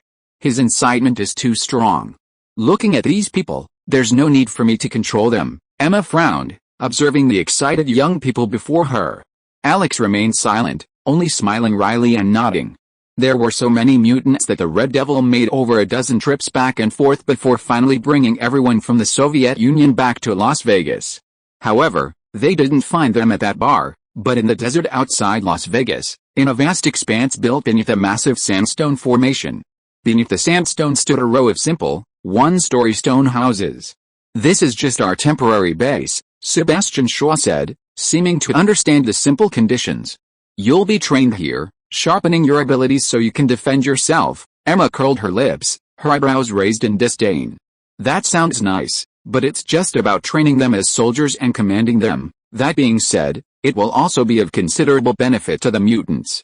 At least in the future, they'll have the ability to defend themselves against humans." Alex, for once, didn't join in the contempt for Sebastian Shaw. While he had ulterior motives, he was indirectly doing a good deed, strengthening the mutant strength. As the two chatted among themselves, they were unaware that Sebastian Shaw had been calling out to them several times, "Emma, Alex." Finally, Alex and Emma heard Sebastian Shaw's call and turned to look at him with a look of confusion. Seeing their expressions so synchronized, Sebastian Shaw couldn't help but roll his eyes. He turned to look at the young mutants in front of him and said loudly, "These two will be your teachers from now on. If you have any questions, just ask them." "Teachers?" Alex and Emma exchanged a glance, their expressions changing. Emma was thrilled. Becoming a teacher had always been her dream, and she had never expected it to come true here. Alex was completely bewildered. He had no aspirations to be a teacher, nor did he have any experience teaching. Asking him to be a teacher was a bit of a stretch. Just as she was about to refuse, Emma held out her hand. "Alex, this is a golden opportunity.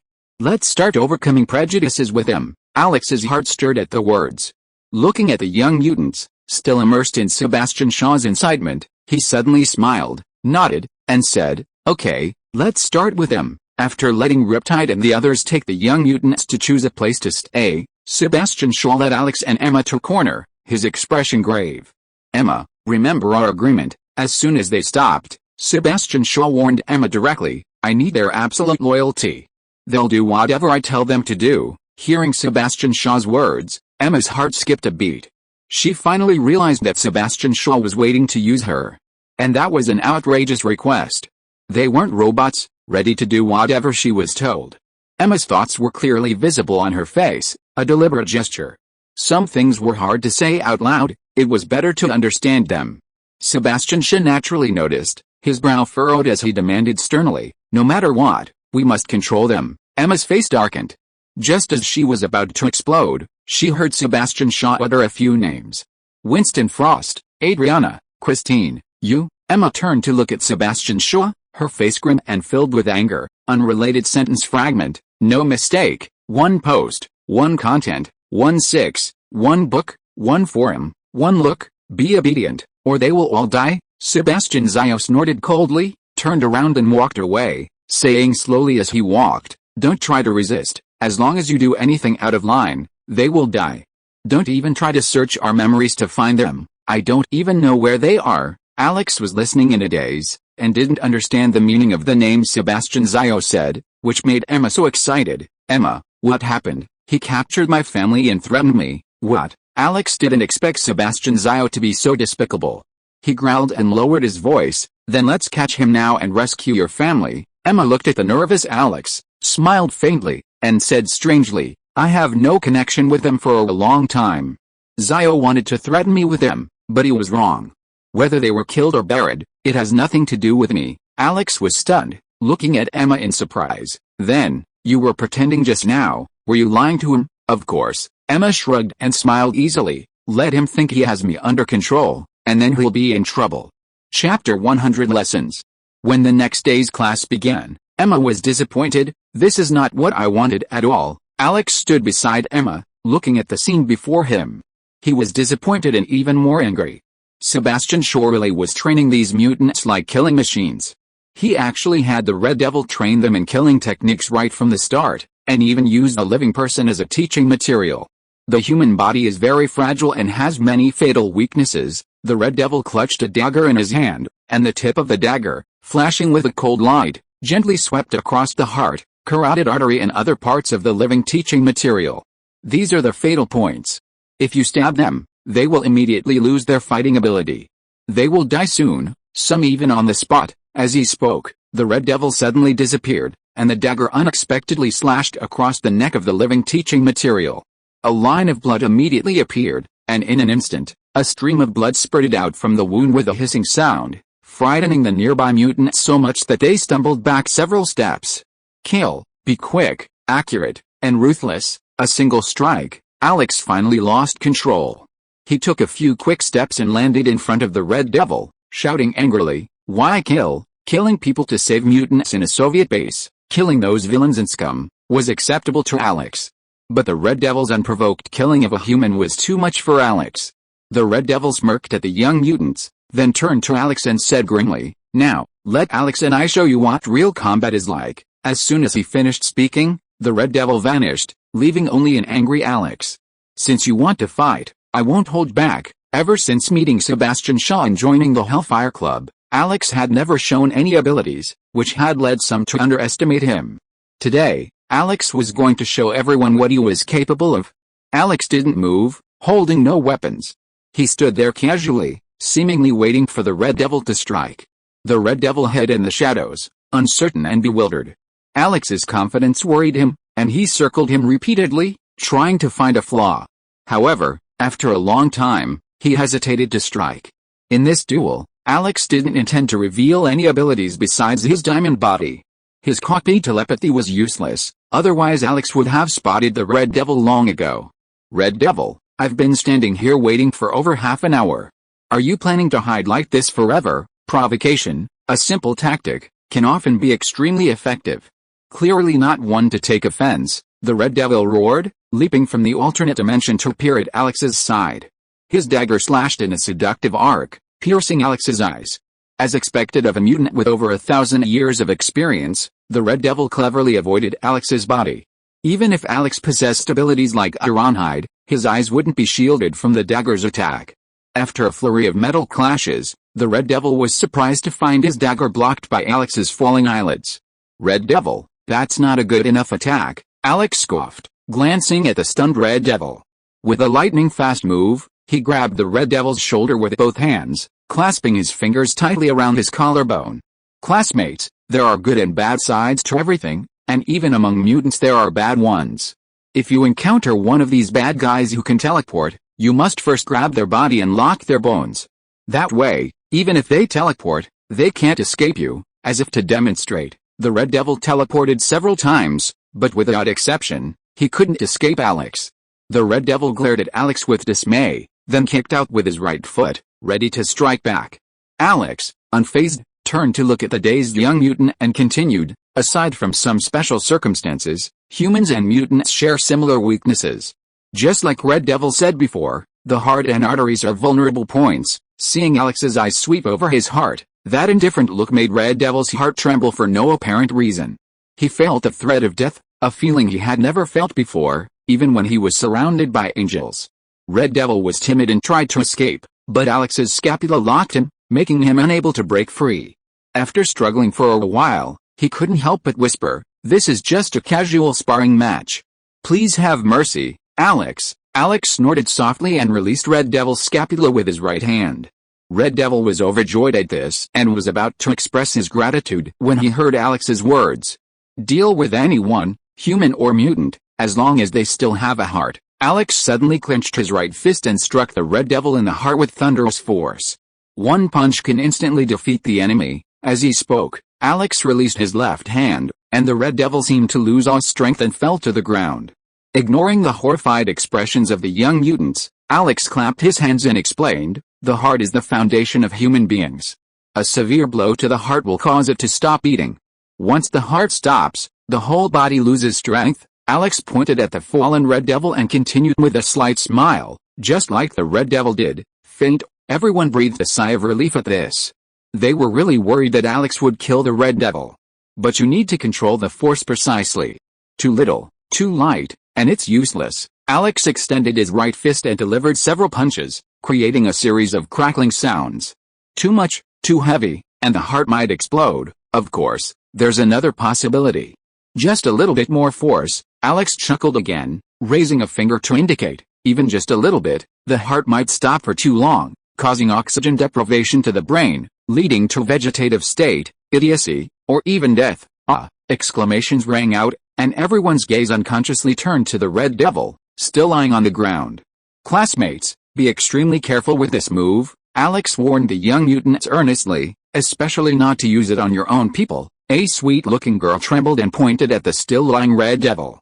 Concerned, she asked, "Teacher, he didn't." Alex waved his hand casually, signaling everyone not to worry. "Don't worry, Red Devil is fine." As soon as he finished speaking, Red Devil suddenly opened his eyes, jumped up, and happened to see Alex's smiling face. He screamed in fear and disappeared with a teleportation. The young mutants were stunned, looking at the place where Red Devil disappeared, somewhat at a loss. Alex was indeed nonchalant. He shrugged and said with a relaxed look, "Since Red Devil has left for something, I will teach you. The collection is simply insane. Please collect, subscribe, and recommend. Scorpio needs your support." End of this chapter. Thank you very much for reaching the end. Don't forget to like. Looking for more exclusive content and immediate access? Subscribe to our Patreon. Remember, every like, subscription, or donation encourages us to continue. Thanks to everyone. See you in the next video.